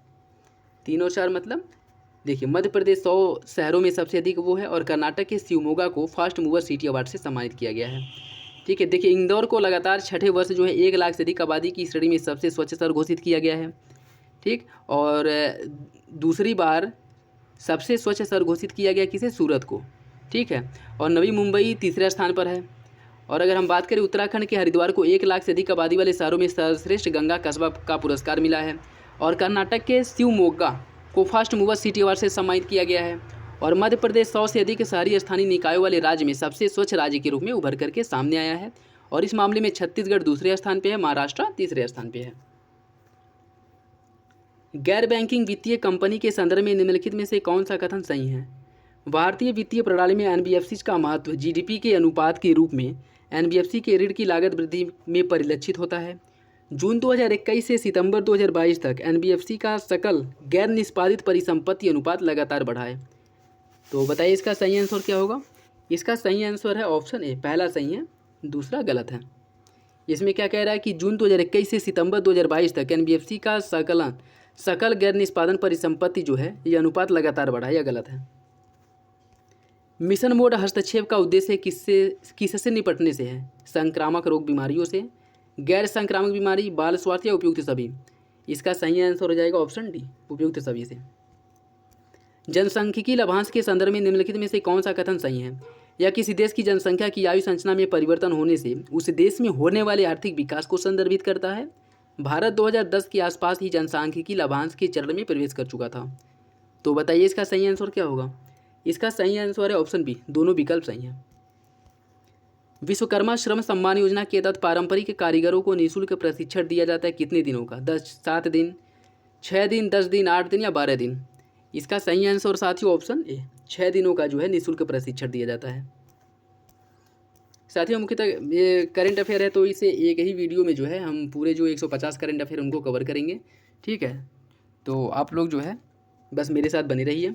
और क्वेश्चन इसमें कुछ गलत, मतलब एक आध क्वेश्चन गलत दिए हैं, तो आप लोग परेशान ना हो, हम जो है उसे सही करके या फिर से देख के उसे फिर से जो है कमेंट बॉक्स में पिन कर देंगे। ठीक है, आप बस मेरे साथ बने रहिए। ठीक है, और अच्छे से जो है इसे फॉलो करिए, क्योंकि आपको पता है कि करंट अफेयर का वेटेज ज़्यादा रहता है। कम से कम 35-36 क्वेश्चन जो है करंट अफेयर से आते हैं, तो इसलिए जो है यह आपके लिए इम्पोर्टेंट हो जाता है। नेक्स्ट देखिए, निम्नलिखित में से किस समिति ने भारत में मुद्रा बाजार के विकास की नींव रखी थी। वाघूल समिति, एसएससी गर्ग समिति, दिनेश शर्मा समिति या चक्रवर्ती समिति। कोड के हिसाब से आपको सही आंसर का चयन करना है। 2-3 सही हैं, 1-2-3, 1-4 या 2-3-4। इसका सही आंसर हो जाएगा साथियों ऑप्शन सी, 1-4। देखिए, चक्रवर्ती समिति 1985 में पहली बार देश में एक संगठित मुद्रा बाजार की आवश्यकता को रेखांकित किया। बाघुल समिति ने 1987 में विकास का प्रारूप तैयार किया था। और एसएससी गर्ग समिति का गठन किया गया था फिनटेक से संबंधित नियमों को और अधिक लचीला बनाने के लिए। और भारत विश्व स्तर पर आभासी मुद्राओं की स्थिति परीक्षण के लिए दिनेश शर्मा समिति का गठन किया गया था। तो वर्चुअल करेंसी के लिए जो समिति का गठन किया गया था दिनेश शर्मा के नेतृत्व में। फिनटेक से संबंधित जो समिति का गठन किया गया था एसएससी गर्ग के नेतृत्व में।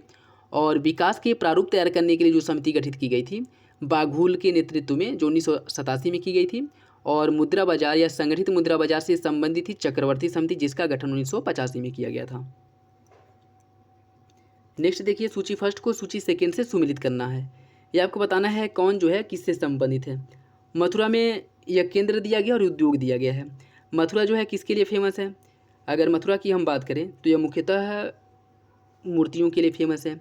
कन्नौज की अगर हम बात करें, कन्नौज जो है इत्र के लिए फेमस है। कन्नौज को जो है इत्र राजधानी भी कहा जाता है। आगरा की अगर हम बात करें तो यह पर्यटन और चमड़ा के लिए फेमस है। और खुर्जा जो है यह मिट्टी के बर्तनों के लिए फेमस है। ठीक है, तो इसका जो सही आंसर वो हो जाएगा ऑप्शन बी, अन्य आगे देख लीजिए यूपी से जो रिलेटेड हैं, जैसे मथुरा पीतल की मूर्ति के लिए वाराणसी लकड़ी के खिलौनों के लिए, गोरखपुर टेराकोटा के लिए, आगरा पर्यटन चमड़ा के लिए, खुर्जा मिट्टी के बर्तन के लिए, पीलीभीत काष्ठ पादुका खड़ाओं के लिए, अलीगढ़ ताला के लिए, कानपुर चमड़ा, कन्नौज इत्र के लिए, मिर्ज़ापुर कालीन, लखनऊ चिकनकारी, बलिया बिंदी और मेरठ खेल के सामान के लिए उत्तर प्रदेश के कुछ केंद्र हैं। संसद सदस्य स्थानीय क्षेत्र विकास योजना की शुरुआत कब की गई थी? इसकी शुरुआत जो है वो 1993 में की गई थी। केंद्रीय बजट 2023-24 में मिष्टी शब्द का संबंध किससे है? आम के उत्पादन, मैंग्रोव वृक्षारोपण, दुग्ध उत्पादन या मिसाइल निर्माण? इसका जो सही आंसर साथियों वो हो जाएगा ऑप्शन बी, मैंग्रोव वृक्षारोपण से इसका संबंध है। किसका? मिष्टी का। अग्नि प्राइम के संदर्भ में निम्नलिखित में से कौन सा कथन सही है? अग्नि प्राइम का हाल ही में भारतीय अंतरिक्ष अनुसंधान संगठन द्वारा परीक्षण किया गया। यह 2 चरणों वाली कनस्तरीकृत मिसाइल है। बताइए इसका सही आंसर क्या होगा? इसका जो सही आंसर वो हो जाएगा ऑप्शन सी, दूसरा सही है, पहला गलत। देखिए अग्नि प्राइम की अगर हम बात करें तो इसे DRDO द्वारा ओडिशा तट पर APJ अब्दुल कलाम द्वीप से स्वदेशी रूप से विकसित नई पीढ़ी की मध्यम दूरी की बैलिस्टिक मिसाइल है और इसका सफल परीक्षण जो है किया गया था। ठीक है, और इसकी अगर हम बात करें 1000 से 2000 किलोमीटर की दूरी पर अलग अलग स्थानों पर कई बार हेड देने में सक्षम है, अर्थात इसकी मारक क्षमता जो है 1 से 2000 किलोमीटर है और 1.2 मीटर व्यास वाली 10.5 मीटर लंबी यह मिसाइल है और यह लक्ष्य पर पहुंचते समय युद्ध अभ्यास कर सकती है। इसमें दोहरे नेविगेशन और मार्गदर्शन प्रणाली को लगाया गया है और अग्नि P मिसाइल भारत की विश्वसनीय निवारक क्षमताओं को और मजबूत करेगी। ठीक है, निम्नलिखित में से कौन सा देश विश्व में चीनी का सबसे बड़ा उत्पादक है? ब्राज़ील, भारत, चीन या पेरू? इसका सही आंसर हो जाएगा ऑप्शन बी। याद रखिएगा यह बदल गया, भारत जो है विश्व का सबसे बड़ा चीनी का उत्पादक हो गया है। देखिए विश्व में चीनी के सबसे बड़े उत्पादक और उपभोक्ता के साथ विश्व में चीनी के दूसरे सबसे बड़े निर्यातक के रूप में भी उभरा है और निर्यातक की अगर पूछे तो निर्यातक के मामले में भी भारत जो है दूसरे नंबर पे है। ठीक है, और उत्पादन और उपभोक्ता के मामले में पहले स्थान पे है। आर्थिक सर्वेक्षण 2022-23 के अनुसार सितंबर 2022 के अंत तक कितनी कॉर्पोरेट दिवाला समाधान प्रक्रियाएं शुरू हो चुकी हैं? 5000 से अधिक, 5000 से कम, 5000 के बराबर या उपयुक्त में से कोई नहीं? इसका सही आंसर हो जाएगा ऑप्शन ए, 5000 से अधिक। निम्नलिखित में से कौन सा यूनिवर्सल बेसिक इनकम का घटक नहीं है? सार्वभौमिकता, आवधिक, समुदाय या बिना शर्त? इसका सही आंसर हो जाएगा ऑप्शन सी, समुदाय। भारत के चुनाव आयोग द्वारा निम्नलिखित में से किसे राष्ट्रीय आइकॉन घोषित किया गया है? पंकज त्रिपाठी, मनोज बाजपेयी, आमिर खान या राजकुमार राव? इसका सही आंसर हो जाएगा साथियों ऑप्शन ए, पंकज त्रिपाठी को जो है भारतीय चुनाव आयोग द्वारा राष्ट्रीय आइकॉन घोषित किया गया है। हाल ही में उत्तर प्रदेश सरकार ने उत्तर प्रदेश सौर ऊर्जा नीति 2022 को लागू करने के लिए कितनी राशि प्रस्तावित की है? 317 करोड़, 215 करोड़, 350 करोड़ या 275 करोड़? इसका सही आंसर हो जाएगा ऑप्शन ए, 317 करोड़ रुपये। संगठित मुद्रा बाजार के संदर्भ में निम्नलिखित में से कौन सा कथन सही है? भारत सरकार 14 दिन के ट्रेजरी बिल और 91 दिन के ट्रेजरी बिल जारी करती है। कॉल मनी मार्केट वाणिज्य बैंकों द्वारा निजी ऋणदाताओं को जारी किया जाता है। बताइए इसका सही आंसर क्या होगा? इसका जो सही आंसर साथियों वो हो जाएगा ऑप्शन डी, दोनों विकल्प गलत हैं। ठीक है, देखिए अगर हम बात करें ट्रेजरी बिल जो है, ट्रेजरी बिल इसके 5 प्रकार होते हैं। 14 दिन, मध्यवर्ती ट्रेजरी बिल 14 दिन और 91 दिवसीय, 182 दिवसीय और 365 दिवसीय। और वर्तमान में भारत सरकार द्वारा 91 दिन की और 182 दिन की ट्रेजरी बिल और 364 दिन की ट्रेजरी बिल जारी की जाती है। ठीक है, तो पहला ऑप्शन जो है गलत हो जाता है। और सेकंड की बात करें, कॉल मनी मार्केट जो है मूल रूप से एक अंतर बैंक मुद्रा बाजार है जहां आमतौर पर एक दिन के लिए धन उधार लिया जाता है और उधार दिया जाता है और यही कारण है कि इसे रातों रात उधार लेने वाले बाजार के रूप में भी जाना जाता है। और निधि को अधिकतम 14 दिनों की अवधि के लिए उधार उठाया जा सकता है जिसे अल्प सूचना कहा जाता है। ठीक है, तो दोनों विकल्प गलत हैं, ऑप्शन डी जो है वो सही हो जाएगा। निम्नलिखित में से कौन महात्मा गांधी राष्ट्रीय ग्रामीण रोजगार गारंटी अधिनियम 2005 का उद्देश्य है? ग्रामीण साक्षरता, ग्रामीण शहरी प्रवास को कम करना, टिकाऊ परिसंपत्ति का सृजन या सामाजिक समानता? बताइए इसका सही आंसर क्या होगा? इसका सही आंसर हो जाएगा ऑप्शन डी, 2, 3, 4। 2, 3, 4 ग्रामीण शहरी प्रवास को कम करना, टिकाऊ परिसंपत्ति का सृजन और सामाजिक समता, यह तीनों जो है आपके मनरेगा का लक्ष्य। लेकिन ग्रामीण साक्षरता जो है इसके माध्यम से इसमें इसका कोई लेना देना नहीं है। ठीक है, 20 सूत्रीय कार्यक्रम के संदर्भ में निम्नलिखित में से कौन सा कथन सही है? टीपीपी 20 सूत्रीय कार्यक्रम या टीपीपी जिसे कहा जाता है। टीपीपी दूसरी केंद्रीय योजना थी जिसे जुलाई 1983 में शुरू किया गया था। इसका उद्देश्य था कि गरीबी रेखा से नीचे रहने वाले लोगों के जीवन की गुणवत्ता में सुधार करना है। बताइए इसका सही आंसर क्या होगा? इसका सही आंसर है ऑप्शन सी, दूसरा सही है, पहला गलत। देखिए 20 सूत्री कार्यक्रम एक केंद्रीय योजना थी जिसे 1975 में लॉन्च किया गया था। इसमें क्या कह रहा है कि इसे 1983 में लॉन्च किया गया था, यह गलत है। ठीक है, इसे 1975 में लॉन्च किया गया था, इसलिए जो है पहला गलत है, दूसरा सही है। केंद्रीय बजट 2023-24 के अनुसार राज्यों को राजकोषीय घाटे की अनुमानित कितनी अनुमान लगाया गया है? 4, 3.5, 3 या 2.5। इसका सही आंसर है option B, 3.5%। The seven moons of Mani Almeida, the seven moons of Maali Almeida पुस्तक के लेखक कौन है? सेहान, करुणा तिलक, दिनेश गुणवर्धने, शशि थरूर या महिला जयवर्धने। बताइए इसका सही आंसर क्या होगा? इसका सही आंसर साथियों ऑप्शन ए, सेहान करुणा तिलक जो है The seven moons of Maali Almeida पुस्तक के लेखक हैं।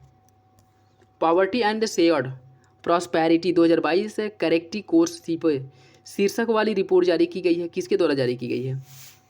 इसका सही आंसर हो जाएगा ऑप्शन बी, विश्व बैंक द्वारा। अक्टूबर 2020 में अंतर्राष्ट्रीय वित्तीय सेवा केंद्र प्राधिकरण IFSCA द्वारा निम्नलिखित में से किस घरेलू क्षेत्र के नियामकों की शक्ति ग्रहण की गई है? भारतीय दूरसंचार नियामक प्राधिकरण की, भारतीय सुरक्षा विनिमय बोर्ड, भारतीय बीमा नियामक विकास प्राधिकरण या भारतीय रिजर्व बैंक। इसका जो सही आंसर बताइए क्या होगा?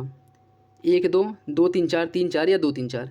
इसका सही आंसर साथियों ऑप्शन डी, 2, 3, 4। देखिए अंतर्राष्ट्रीय वित्तीय सेवा केंद्र IFC gift city Gujarat international finance tech city में स्थापित की गई है, जिसका उद्देश्य है देश में अंतर्राष्ट्रीय वित्तीय सेवाओं के लिए एक मजबूत आधार के विकास को गति देकर भारत को एक महत्वपूर्ण आर्थिक शक्ति के रूप में उभारना।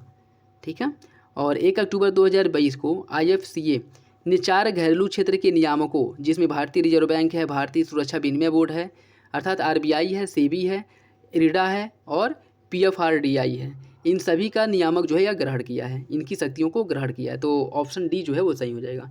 याद रखिएगा कौन कौन है इसमें, आप है आपका RBI और सेबी है, ठीक, इसके साथ साथ जो है IRDI है और है PFRDI, इन सभी का जो नियामक शक्ति है वो ग्रहण किया है। भारत में बैंकों के राष्ट्रीयकरण के संदर्भ में निम्नलिखित में से कौन सा कथन सही है? 1969 में 30 बैंकों का राष्ट्रीयकरण किया गया था। सरकार ने व्यवसायों को प्रोत्साहित करने के लिए बैंकों का राष्ट्रीयकरण करने का निर्णय लिया था। बताइए इसका सही आंसर क्या होगा? इसका सही आंसर है ऑप्शन सी, दूसरा सही है, पहला गलत है। जो बैंकों का राष्ट्रीयकरण किया गया था उसमें टोटल जो है 14 बैंकों का राष्ट्रीयकरण किया गया था, न कि 30 बैंकों का। ठीक है, नेक्स्ट देखिए, निम्नलिखित में से किसे भारत का पहला 24x7 सौर ऊर्जा संचालित गांव घोषित किया गया है? इसका सही आंसर है ऑप्शन डी, मोढेरा। गुजरात के मेहसाणा जिले में स्थित मोढेरा गांव को भारत का पहला 24x7 सौर ऊर्जा संचालित गांव घोषित किया गया है, तो इंपॉर्टेंट है, याद रखिएगा। उत्तर प्रदेश सरकार ने गोरखपुर औद्योगिक कॉरिडोर के लिए कितनी राशि आवंटित की है? इसका सही आंसर हो जाएगा ऑप्शन डी, 200 करोड़ रुपये। निम्नलिखित में से कौन से दो सही सुमेलित नहीं हैं? RBI का विनियमन कमोडिटी आधारित एक्सचेंज ट्रेडेड फ्यूचर्स, इरडा का है बीमा उत्पाद, सेबी का है क्रेडिट उत्पाद और बचत प्रेशर, और PFRDA का है पेंशन उत्पाद। बताइए इसका सही आंसर क्या होगा? इसका जो सही आंसर साथियों वो हो जाएगा ऑप्शन बी, 1, 3। देखिए RBI की अगर हम बात करें तो ऋण साख अर्थात क्रेडिट, उत्पाद बचत और प्रेषण है।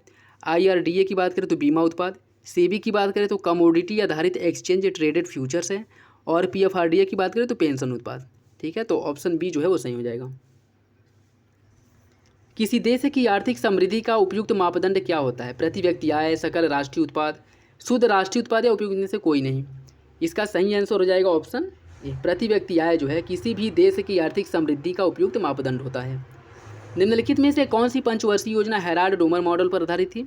इसका सही आंसर हो जाएगा ऑप्शन ए, प्रथम पंचवर्षीय योजना जो है वो हेराल्ड डोमर मॉडल पर आधारित थी।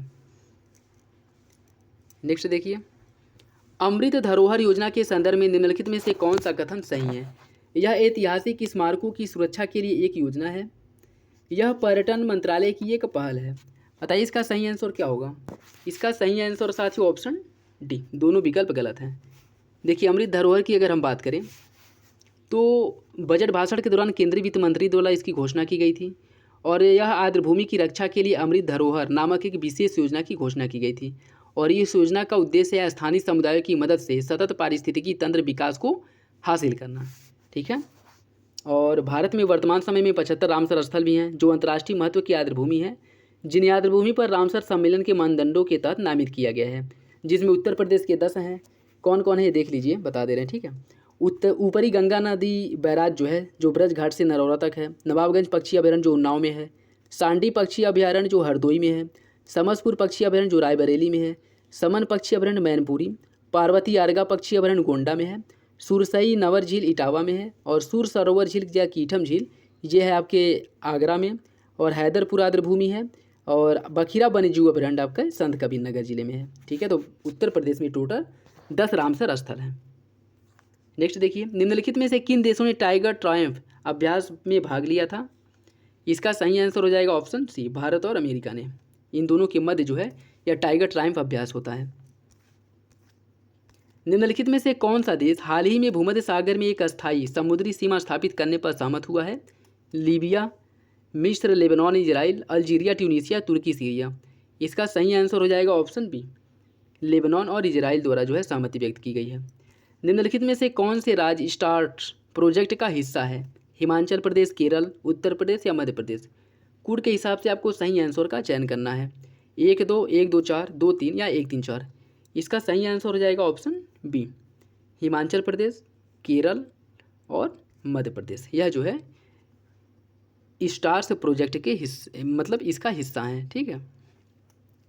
और बात करें अगर स्टार्ट प्रोजेक्ट की तो भारत सरकार द्वारा अक्टूबर 2020 में इसकी मंजूरी दी गई थी और 23 फरवरी 2021 को यह प्रभावी हुआ था। इसका 5 वर्षों की अवधि में अर्थात वित्त वर्ष 2025 तक एक केंद्र प्रायोजित योजना के रूप में इसे कार्यान्वित किया जाएगा। इसमें हिमाचल प्रदेश, मध्य प्रदेश, राजस्थान, महाराष्ट्र, उड़ीसा और केरल जैसे 6 राज्य शामिल हैं और यह आंशिक रूप से विश्व बैंक के ऋण द्वारा वित्तपोषित होगा। इसका उद्देश्य क्या है। इसका उद्देश्य है कि राज्यों में स्कूली शिक्षा की गुणवत्ता और प्रशासन में सुधार करना। नेक्स्ट देखिए, निम्नलिखित में से किस बैंक का भारतीय स्टेट बैंक में विलय नहीं किया गया है। भारतीय महिला bank, state bank of Travancore, देना बैंक या स्टेट बैंक ऑफ मैसूर। इसका जो सही आंसर वो हो जाएगा ऑप्शन सी, देना बैंक का विलय आपके एसबीआई में नहीं किया गया, जबकि भारतीय महिला bank, state bank of Travancore और स्टेट बैंक ऑफ मैसूर इन सभी का विलय इसमें किया गया है। वैश्विक बहुआयामी गरीबी सूचकांक 2022 के संदर्भ में निम्नलिखित में से कौन सा कथन सही है। नाइजीरिया में दुनिया भर में सबसे ज़्यादा गरीब लोग रहते हैं। यह सूचकांक संयुक्त राष्ट्र विकास कार्यक्रम द्वारा जारी किया जाता है। बताइए इसका सही आंसर क्या होगा। इसका सही आंसर साथियों ऑप्शन सी, दूसरा सही है, पहला गलत। देखिए अगर हम बात करें सबसे अधिक गरीब जो मतलब रहते हैं तो वैश्विक बहुआयामी गरीबी सूचकांक यह संयुक्त राष्ट्र विकास कार्यक्रम यूएनडीपी द्वारा ऑक्सफोर्ड गरीबी और मानव विकास पहल द्वारा वैश्विक बहुआयामी गरीबी सूचकांक जारी किया गया है। ठीक है। और वैश्विक आंकड़ों की अगर हम बात करें तो इसमें 1.2 अरब लोग बहुआयामी गरीबी से नीचे हैं। उनमें से लगभग आधे लोग गंभीर गरीबी से ग्रसित हैं। ठीक है। और 22.8 करोड़ के साथ भारत में दुनिया भर में सबसे अधिक गरीब लोग हैं और इसके बाद नाइजीरिया है। तो सबसे अधिक गरीब लोग जो हैं वो भारत में है, ना कि नाइजीरिया में। ठीक है। भारत जो इसमें पहले नंबर पे है। उत्तर प्रदेश बजट 2023-24 की थीम क्या है। आत्मनिर्भर उत्तर प्रदेश के लिए समावेशी विकास, उत्तर प्रदेश का समावेशी विकास या उत्तर प्रदेश का आर्थिक विकास और समृद्धि, इनमें से कोई नहीं। इसका सही आंसर है साथियों ऑप्शन ए, आत्मनिर्भर उत्तर प्रदेश के लिए समावेशी विकास या उत्तर प्रदेश बजट 2023-24 की थीम है। वित्तीय क्षेत्र विकास परिषद एफएसडीसी के अध्यक्ष कौन है। प्रधानमंत्री, केंद्रीय वित्त मंत्री, आरबीआई के गवर्नर, सेबी के अध्यक्ष। बताइए इसका सही आंसर क्या होगा। इसका सही आंसर है ऑप्शन बी, केंद्रीय वित्त मंत्री जो है इसके अध्यक्ष होते हैं। केंद्रीय सांख्यिकी संगठन की स्थापना कब की गई थी। 1951, 1960, 1979 या 1997। इसका सही आंसर है साथियों ऑप्शन ए, 1991 में जो है केंद्रीय सांख्यिकी संगठन सीएसओ की स्थापना की गई थी। निम्नलिखित में से कौन नीति आयोग के उपाध्यक्ष की नियुक्ति करता है। राष्ट्रपति, वित्त मंत्री, प्रधानमंत्री या गृह मंत्री। इसका सही आंसर है ऑप्शन सी, प्रधानमंत्री द्वारा जो है नीति आयोग के उपाध्यक्ष की नियुक्ति की जाती है। व्यक्तिगत आय के संदर्भ में निम्नलिखित में से कौन सा कथन सही है? केंद्रीय बजट 2023-24 में कर छूट की सीमा 8 लाख रुपए तक बढ़ा दी गई है। आयकर अधिभार की दर को 37% से घटा करके 25% कर दिया गया है। बताइए इसका सही आंसर क्या होगा? इसका सही आंसर साथियों ऑप्शन सी, दूसरा सही है, पहला गलत है। देखिए अगर हम बात करें केंद्रीय बजट 2023-24 में वित्त मंत्री ने कर छूट की सीमा को 5 लाख रुपए से बढ़ा करके 7 लाख रुपए करने की घोषणा की है। ठीक है, जबकि इसमें क्या कह रहा है कि 8 लाख रुपए तक बढ़ी है, यह गलत है, 7 लाख है। ठीक है, दूसरा सही है। निम्नलिखित में से किस संस्थान ने राष्ट्रीय बौद्धिक संपदा पुरस्कार 2022 जीता है? IIT Bombay, IIT Delhi, IIT BHU या IIT मद्रास? इसका सही आंसर है ऑप्शन डी, IIT मद्रास द्वारा यह पुरस्कार जीता गया है। विश्व का पहला सिंगल चार्जर एकल अभियोक्ता नियम किसके द्वारा अपनाया गया है? स्कॉटलैंड, यूरोपियन यूनियन, संयुक्त राज्य अमेरिका या फिर कनाडा? इसका सही आंसर है ऑप्शन बी, यूरोपीय संघ, यूरोपीय यूनियन द्वारा। देखिए इसकी अगर हम बात करें, यूरोपियन यूनियन संसद ने एक नया कानून अपनाया है जो पूरे यूरोपीय संघ में एकल चार्जर व्यवस्था की अनुमति देगा। ठीक है, और 2024 के अंत में सभी नए स्मार्टफोन, टैबलेट और कैमरे में एक मानक चार्जर होगा। और लैपटॉप के निर्माताओं के पास अनुकरणीय रूप से पालन करने के लिए 2026 की शुरुआत से अतिरिक्त समय होगा, मतलब 2026 तक इनके पास समय है जिससे यह अपने आप को मॉडिफाई, संशोधित कर सकते हैं। ठीक है, नेक्स्ट देखिए, आर्थिक सर्वेक्षण 2022-23 के अनुसार मुद्रास्फीति के संदर्भ में निम्नलिखित कथनों पर विचार कीजिए।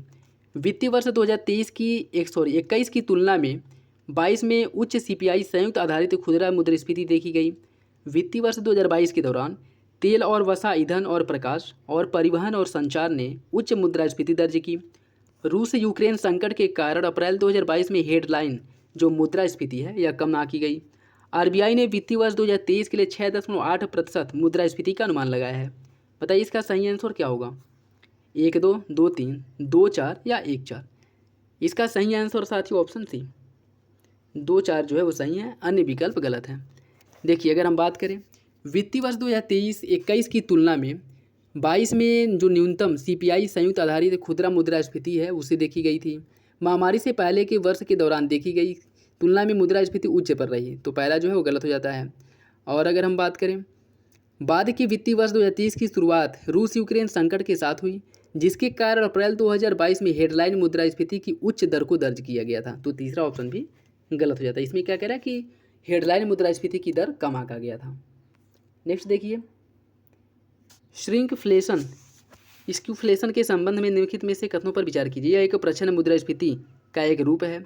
इसे व्यवसाय और शैक्षिक अनुसंधान में एक मुफ्त पैकेज डाउन साइजिंग के रूप में जाना जाता है। और श्रिंकफ्लेशन का प्राथमिक कारण कम उत्पादन लागत है। श्रिंकफ्लेशन बाजार में प्रतिस्पर्धा के अभाव में होता है। बताइए इसका सही आंसर क्या होगा? इसका जो सही आंसर है 1-2, 3-4, 2-3 या 1-4? इसका सही आंसर साथियों ऑप्शन ए, 1-2 जो है वो सही है। इसमें देख लीजिए यह जो है श्रिंकफ्लेशन की बात कर रहा है। ठीक है, तो पहला दूसरा सही है, अन्य विकल्प गलत है। देखिए श्रिंकफ्लेशन एक उत्पाद के आकार को कम करने की प्रथा है जो कि इसकी स्टिकर कीमत को बनाए रखता है। श्रिंकफ्लेशन प्रच्छन्न मुद्रास्फीति का एक रूप है। ठीक है, तो पहला जो है वो सही है। श्रिंकफ्लेशन को व्यवसाय और शैक्षिक अनुसंधान में एक मुफ्त आकार घटाने के रूप में जाना जाता है, दूसरा ऑप्शन भी सही है। ठीक है, अगर हम बात करें तो समष्टि अर्थशास्त्र समग्र रूप से एक राष्ट्रीय क्षेत्रीय अर्थव्यवस्था के व्यवहार का अध्ययन करता है। और अगर बात करें देखिए श्रिंकफ्लेशन जो है यह उच्च उत्पादन लागत श्रिंकफ्लेशन का प्राथमिक कारण है, तीसरा जो है गलत हो जाता है। इसमें क्या कह रहा है कि श्रिंकफ्लेशन का प्राथमिक कारण कम उत्पादन लागत है, जो कि गलत है। और चौथा है तीव्र बाजार प्रतिस्पर्धा श्रिंकफ्लेशन की ओर ले जाता है, और इसमें क्या दिया है कि श्रिंकफ्लेशन बाजार में प्रतिस्पर्धा का अभाव पाया जाता है, जो कि गलत है। तो 3-4 गलत है, 1-2 सही। लीड्स इंडेक्स 2022 के संदर्भ में निम्नलिखित में से कौन सा कथन सही है? उत्तर प्रदेश को इस इंडेक्स में अचीवर्स स्टेट की श्रेणी में रखा गया है, या राज्यों के बीच प्रतिस्पर्धा का माहौल बनाने के लिए आयोजित किया जाता है? बताइए इसका सही आंसर क्या होगा? इसका सही आंसर साथियों ऑप्शन बी, दोनों विकल्प सही हैं। वर्ष 2023-24 में उत्तर प्रदेश सरकार के बजट में कितनी किसान पाठशालाओं के आयोजन का प्रस्ताव रखा गया है? बताइए इसका सही आंसर क्या होगा? इसका सही आंसर साथियों ऑप्शन बी, 17,000। RBI के संदर्भ में निम्नलिखित में से कौन सा कथन सही है? इसकी स्थापना 1 अप्रैल 1936 को की गई थी, और इसका राष्ट्रीयकरण 1949 को किया गया था। बताइए इसका सही आंसर क्या है? इसका सही आंसर है ऑप्शन सी, दूसरा विकल्प सही है, पहला गलत है। आरबीआई की स्थापना की अगर हम बात करें, इसकी स्थापना जो है 1935 में की गई थी, न कि 1936 में। 1935 में इसकी स्थापना की गई थी कोलकाता में, और इसकी स्थापना जो है आरबीआई अधिनियम 1934 के प्रावधानों के अनुसार की गई थी, ठीक। और 1949 में इसका राष्ट्रीयकरण किया गया था। निम्नलिखित युगों में से कौन सही सुमेलित है? भिलाई इस्पात संयंत्र ऑस्ट्रेलिया के सहयोग से विकसित किया गया है, निर्मित किया गया है। दुर्गापुर सोवियत संघ के। राउरकेला जर्मनी के। बोकारो स्पेन के। आपको बताना है कौन सही सुमेलित है। इसका सही आंसर हो जाएगा ऑप्शन सी, राउरकेला जो है या जर्मनी के सहयोग से निर्मित किया गया है, ठीक है। भिलाई इस्पात संयंत्र की अगर हम बात करें तो सोवियत संघ के सहयोग से जो है इसकी स्थापना की गई थी 1955 में, ठीक है। सोवियत संघ के सहयोग से 1955 में इसकी स्थापना की गई थी। और अगर बात करें दुर्गापुर की जो स्थापना की गई थी वह की गई थी आपके ब्रिटेन के सहयोग से, यह भी 1955 में स्थापित हुआ था, ब्रिटेन के सहयोग से। बोकारो की अगर हम बात करें, इसकी स्थापना 1964 में की गई थी सोवियत संघ के सहयोग से, 1964 में, ठीक है। विमान चलान समिति का संबंध किससे? आभासी मुद्रा के विनियमन से, आरबीआई के मौजूदा आर्थिक पूंजी ढांचे की समीक्षा से, गैर बैंकिंग वित्तीय संस्थानों के संचालन से, या फिर ऑनलाइन भुगतान प्रणाली के लिए अनुकूल ढांचा से। इसका जो सही आंसर वो हो जाएगा ऑप्शन बी, आरबीआई के मौजूदा आर्थिक पूंजी ढांचे की समीक्षा से जो है इसका संबंध है। नेक्स्ट क्वेश्चन देखिए, केंद्रीय बजट 2023-24 के अनुसार स्टार्टअप इकोसिस्टम में भारत को कौन सा रैंक हासिल हुआ है? इसका सही आंसर है ऑप्शन बी, भारत जो है तीसरे स्थान पे है। देखिए भारत अब विश्व स्तर पर स्टार्टअप के लिए तीसरे स्थान पर है, ठीक है। अगर पहले स्थान पे बात करें तो पहले स्थान पे जो है वह अमेरिका है, दूसरे पे चाइना है। हाल ही में जागृति यादव एक दिन के लिए ब्रिटिश उच्चायुक्त बनी है, और वह कहाँ से संबंधित है, उनका संबंध जो है कहाँ से है? इसका सही आंसर है ऑप्शन डी, लखनऊ से। इंपॉर्टेंट है, ठीक है। इनका संबंध जो है लखनऊ से है। अक्टूबर 2022 में लखनऊ की जागृति यादव ने एक दिन के लिए उच्चायुक्त प्रतियोगिता का 6ठा संस्करण जीतने के बाद भारत में ब्रिटेन की शीर्ष राजनयिक के रूप में एक दिन का कार्यभार ग्रहण किया था। उत्तर प्रदेश दुग्धशाला विकास एवं दुग्ध उत्पादन प्रोत्साहन नीति 2022 के संदर्भ में निम्नलिखित में से कौन सा कथन सही है? इस नीति का उद्देश्य दुग्ध प्रसंस्करण के स्तर को 10% से बढ़ाकर 25% करना है। यह बाजार के लिए उपलब्ध दूध को भी 44% से बढ़ाकर के 85% करेगा। बताइए इसका सही आंसर क्या है? इसका सही आंसर हो जाएगा ऑप्शन ए, पहला सही है, दूसरा गलत है, ठीक है। दूसरा की अगर हम बात करें, इस नीति का उद्देश्य है कि दुग्ध प्रसंस्करण के स्तर को 10% से बढ़ाकर के 25% और बाजार में उपलब्ध दूध को 44% से बढ़ाकर के 65% करना है, न कि 85, ठीक है। हाउसिंग प्राइस इंडेक्स के संदर्भ में निम्नलिखित में से कौन सा कथन सही है? एचपीआई आवास और शहरी मामलों की मंत्रालय द्वारा प्रकाशित किया जाता है। हाउसिंग प्राइस इंडेक्स अर्थात एचपीआई, इसे आवास और शहरी मामलों की मंत्रालय द्वारा प्रकाशित किया जाता है। एचपीआई मूल्यांकन मूल्य प्राथमिक ऋणदाता संस्थानों से एकत्रित आवासीय इकाइयों के मूल्यांकन मूल्यों पर आधारित है। बताइए इसका सही आंसर क्या होगा? इसका सही आंसर है ऑप्शन सी, दूसरा सही है, पहला गलत है। देखिए एचपीआई की अगर हम बात करें तो इसे आवास मूल्य सूचकांक नामतः एचपीआई मूल्यांकन मूल्य और एचपीआई मूल्य बाजार त्रैमासिक प्रकाशित किया जाता है, ठीक है, 3 माह के स्तर पर। नेक्स्ट देखिए, दक्षिण एशियाई मुक्त व्यापार क्षेत्र के संदर्भ में निम्नलिखित में से कौन सा कथन सही है? यह क्षेत्रीय सहयोग के लिए दक्षिण एशियाई संघ की एक मुक्त व्यापार व्यवस्था है। समझौता 2006 में लागू किया गया था। बताइए इसका सही आंसर क्या होगा? इसका सही आंसर है ऑप्शन बी, दोनों विकल्प सही हैं। देखिए 1993 के सार्क तरजीही व्यापार समझौते के बाद यह समझौता 2006 में लागू हुआ। साफ्टा हस्ताक्षरकर्ता देशों की बात करें, इसका निकनेम साफ्टा जो है, और इसके हस्ताक्षरकर्ता देशों में अफगानिस्तान है, बांग्लादेश है, भूटान, भारत, मालदीव, नेपाल, पाकिस्तान और श्रीलंका है। नेक्स्ट देखिए, निम्नलिखित में से कौन सा ग्राफिक वक्र मुद्रास्फीति और बेरोजगारी के बीच संबंधित है? लॉरेंज वक्र, कुजनेट्स वक्र, लॉफर वक्र या फिलिप्स वक्र? इसका जो सही आंसर वो हो जाएगा ऑप्शन डी, फिलिप्स वक्र, ठीक है। यह मुख्यतः जो है किससे संबंधित है? मुद्रास्फीति और बेरोजगारी से। बेसिकली होता क्या है कि जैसे बेरोजगारी बढ़ती है, बेरोजगारी बढ़ने के साथ मुद्रास्फीति कम होती है, क्योंकि लोगों की जो परचेजिंग क्षमता है वह कम होती है, तो लोग जो खरीदारी नहीं करते हैं, ठीक है, तो मुद्रास्फीति जो है कम होती है। लेकिन फिलिप वक्र जो सिद्ध करता है कि एक तरफ जो है बेरोजगारी बढ़ रही है, दूसरी तरफ मुद्रास्फीति बढ़ रही है, ठीक है। और यहाँ पे जो कारण होता है मुख्यतः वह संरचनात्मक कारण इसके लिए उत्तरदायी होता है, ठीक है। जैसे जो कच्चे माल की लागत में वृद्धि हो जाए, ठीक है, या फिर से परिवहन जो है परिवहन में वृद्धि हो जाए, तो इस सब के अगर हो रहा है तो इन सब गतिविधियों के कारण जो है मूल्यों में वृद्धि होती है। तो फिलिप वक्र ने इसके माध्यम से सिद्ध किया था कि मुद्रास्फीति के साथ साथ अगर बेरोजगारी बढ़ रही है या बेरोजगारी के साथ साथ अगर मुद्रास्फीति बढ़ रही है तो इसका आकलन किया था फिलिप ने, ठीक है। नेक्स्ट देखिए, हाल ही में उत्तर प्रदेश सरकार ने निम्नलिखित में से किस पहल के लिए 1000 करोड़ का प्रावधान किया है? Operation gearbox, operation clean Ganga, operation कायाकल्प या ऑपरेशन ग्रीन कॉरिडोर। बताइए इसका सही आंसर क्या होगा? इसका जो सही आंसर साथियों वो हो जाएगा ऑप्शन सी, ऑपरेशन कायाकल्प। देखिए उत्तर प्रदेश के बजट 2023-24 में ऑपरेशन कायाकल्प के लिए 1000 करोड़ रुपए का आवंटन किया गया है। अस्थायी जमा सुविधा योजना के संदर्भ में निम्नलिखित में से कौन सा कथन सही है? इसे बाजार में अतिरिक्त तरलता को अवशोषित करने के उद्देश्य से केंद्र सरकार द्वारा लागू किया जाता है। आरबीआई से पैसे उधार लेने के लिए केंद्र सरकार को सरकारी संपत्तियों के रूप में संपार्श्विक जमा करनी पड़ती है। बताइए इसका सही आंसर क्या है? इसका सही आंसर है ऑप्शन डी, दोनों विकल्प गलत हैं।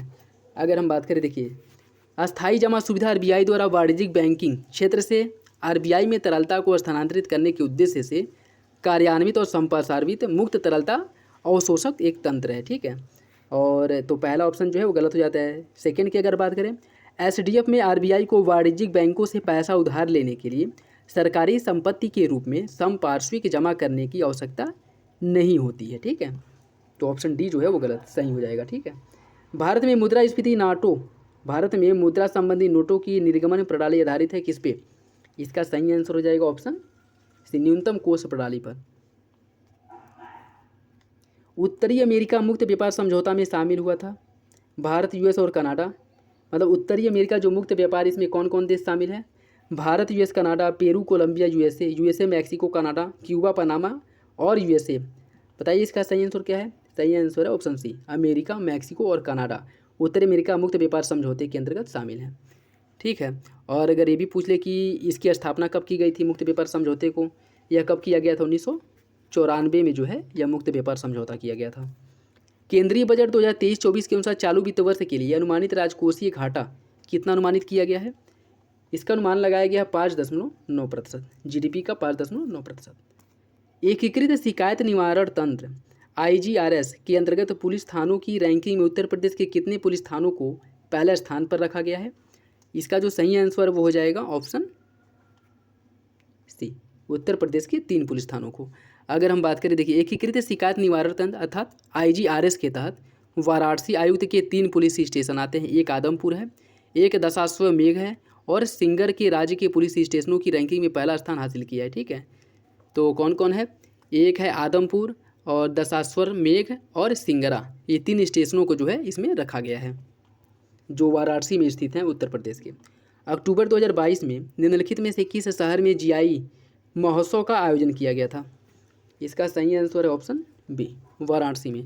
देखिए 16 अक्टूबर 2022 को केंद्रीय संस्कृति और संसदीय कार्य राज्य मंत्री अर्जुन राम मेघवाल ने उत्तर प्रदेश के वाराणसी में बड़ा लालपुर में दीनदयाल हस्तकला संकुल में उद्योग और अंतर्राष्ट्रीय व्यापार संवर्धन विभाग द्वारा आयोजित 6 दिवसीय जीआई महोत्सव का उद्घाटन किया था। तो ऑप्शन बी जो है वो सही है। दिसंबर 2022 तक कितने असंगठित श्रमिकों का ई श्रम पोर्टल पर पंजीकरण हो चुका है? 28.1 करोड़ लोगों का, 28.5 करोड़, 35.4 करोड़ या 68.5 करोड़। इसका सही आंसर हो जाएगा ऑप्शन बी, 28.5 करोड़ श्रमिकों का ई श्रम पोर्टल पर पंजीकरण हुआ है। और श्रम रोजगार मंत्रालय ने असंगठित श्रमिकों का एक जो राष्ट्रीय डेटाबेस तैयार किया है, ई श्रम पोर्टल विकसित किया है जो आधार से सत्यापित होगा, ठीक। और यह प्रवासी श्रमिकों, निर्माण श्रमिकों, गीग और प्लेटफॉर्म श्रमिकों आदि सहित असंगठित श्रमिकों का पहला राष्ट्रीय डेटाबेस है। और राज्यवार अगर हम बात करें तो सबसे अधिक किस राज्य का द्वारा पंजीकरण कराया गया है? तो उत्तर प्रदेश पहले स्थान पे है, बिहार दूसरे, पश्चिम बंगाल तीसरे स्थान पे है। ये भी इंपॉर्टेंट है, याद रखिएगा। ई श्रम पोर्टल पर श्रमिकों द्वारा पंजीकरण के मामले में उत्तर प्रदेश पहले स्थान पे है। पीएम किसान योजना के तहत किसानों को कितनी आय सहायता दी जाती है? 5,000, 6,000, 8,000 या 1,000। इसका सही आंसर है ऑप्शन बी, 6000। जीडीपी अपस्फीति कारक परिभाषा किया जाता है सांकेतिक मूल्य पर। जीडीपी जीडीपी को स्थिर मूल्य जीडीपी मतलब भाग दे करके फिर जीडीपी मतलब देखिए, ठीक है। तो इसका जो सही आंसर क्या हो जाएगा, वो हो जाएगा ऑप्शन ए। सांकेतिक मूल्य पर जीडीपी जो है इसको स्थिर मूल्य जीडीपी से भाग दिया जाता है, फिर उसमें गुणा किया जाता है 100 से, तब जो है जीडीपी का अपस्फीति कारक परिभाषित किया जाता है, तब ऐसे जो है इसका परिभाषा होती है, ठीक है। अगर जीडीपी की अपस्फीति कारक की बात करें तो सांकेतिक मूल्य पर जीडीपी गुणे स्थिर मूल्य पर फिर जीडीपी गुणे 100, ठीक है। नेक्स्ट देखिए, मुख्यमंत्री दुर्घटना बीमा योजना के संदर्भ में निम्नलिखित में से कौन सा कथन सही है। उत्तर प्रदेश बजट 2023-24 में मुख्यमंत्री दुर्घटना बीमा योजना हेतु 12 करोड़ की व्यवस्था प्रस्तावित की गई है। यह योजना असंगठित क्षेत्र के कामगारों से संबंधित है। बताइए इसका सही आंसर क्या होगा। इसका सही आंसर ऑप्शन बी, दोनों विकल्प सही हैं। निम्नलिखित में से कौन सी समिति बीमा क्षेत्र में सुधार से संबंधित है। इसका सही आंसर है ऑप्शन बी, आर्यन मल्होत्रा समिति का संबंध जो है वो बीमा क्षेत्र में सुधार से है, जिसकी अगर बात करें इसकी स्थापना कब की गई थी, गठन किया गया था 1993 में। भारत में नियमित जनगणना निम्नलिखित में से किस वर्ष से शुरू की गई थी। इसका सही आंसर हो जाएगा ऑप्शन सी, 1881 से। अखिल भारतीय थोक मूल्य सूचकांक का आधार वर्ष 4-5 से संशोधित करके क्या कर दिया गया है, इसे कर दिया गया 2011-12। केंद्रीय बजट 2023-24 के अनुसार कितने जैव आगत संसाधन केंद्र स्थापित किए जाएंगे, 20,000, 15,000, 10,000 या 8,000। इसका जो सही आंसर बताइए क्या होगा। इसका सही आंसर ए, बी, सी या फिर डी। इसका सही आंसर हो जाएगा साथियों ऑप्शन सी, 10,000। भारतीय सड़क कांग्रेस का 81वां अधिवेशन निम्नलिखित में से किस शहर में आयोजित किया गया था। इसका आयोजन हुआ था उपयुक्त में से कोई नहीं, मतलब इनमें से किसी भी शहर में इसका आयोजन नहीं किया गया था। देखिए, इंडिया रोड कांग्रेस का जो 81वां वार्षिक सत्र है वह 8 से 11 अक्टूबर 2022 तक राजधानी उत्तर प्रदेश की राजधानी लखनऊ में इसका आयोजन किया गया था। उत्तर प्रदेश की धान क्रय नीति के संदर्भ में निम्नलिखित में से कौन सा कथन सही है। इस नीति के तहत सामान्य ग्रेड के धान का न्यूनतम समर्थन मूल्य 2040 प्रति क्विंटल निर्धारित किया गया है। किसानों के बायोमेट्रिक प्रमाणीकरण से धान की खरीदारी की जाएगी। बताइए इसका सही आंसर क्या होगा। इसका सही आंसर साथियों ऑप्शन बी, दोनों विकल्प जो है वो सही है। निम्नलिखित में से किस मंत्रालय ने उद्योगों के वार्षिक सर्वेक्षण 2019-20 का आयोजन किया था। यह किया गया था सांख्यिकी और कार्यक्रम कार्यान्वयन मंत्रालय द्वारा जो है इसका आयोजन किया गया था। नेक्स्ट देखिए, सूची फर्स्ट को सूची सेकेंड से सुमिलित करना है। यह जो है संस्थान दिए गए हैं और यह इसकी स्थापना वर्ष दिया गया, तो किसकी स्थापना कब की गई थी इसे बताना है। नेशनल स्टॉक एक्सचेंज की अगर हम बात करें, इसकी स्थापना हुई थी 1992 में। और इंटर कनेक्टेड स्टॉक एक्सचेंज की बात करें, इसकी स्थापना की गई थी 1998 में। बॉम्बे स्टॉक एक्सचेंज की स्थापना हुई थी 2002 में। और इंडिया इंटरनेशनल एक्सचेंज की स्थापना की गई थी 2017 में। ठीक है, तो इसका जो सही आंसर वो हो जाएगा ऑप्शन ए, 3, 4, 1, 2। नेक्स्ट देखिए, आज का लास्ट क्वेश्चन, 12वीं पंचवर्षीय योजना का विषय क्या था। इसका सही आंसर हो जाएगा ऑप्शन ए, तीव्र, अधिक समावेशी और सतत विकास। यह 12वीं पंचवर्षीय योजना का विषय था और 12वीं पंचवर्षीय योजना आपका 2012 से 2017 तक के लिए लागू था। तो ये था आज का लास्ट क्वेश्चन और इसमें बेसिकली हम लोग करंट अफेयर वाले 150 प्रश्नों को सॉल्व किए हैं। तो यह वीडियो अगर आप लोगों को अच्छा लगे तो लाइक करिए, चैनल पर नए हैं तो सब्सक्राइब कर लीजिए। और दृष्टि आईएएस के जो प्रैक्टिस सेट हैं, जो अब तक जो है 18-20 प्रैक्टिस सेट आ चुके हैं, वो टोटल जो है सारे प्रैक्टिस सेट कवर कराए जाएंगे। आप बस मेरे साथ जुड़े रहिए और पर डे जो है एक प्रैक्टिस सेट जो है आपको सॉल्व कराया जाएगा। ठीक है, तो चलिए मिलते हैं अगले वीडियो में, तब तक के लिए धन्यवाद, जय हिंद। इसका PDF भी टेलीग्राम चैनल पर मिल जाएगा, वहाँ से आप लोग डाउनलोड कर सकते हैं। धन्यवाद।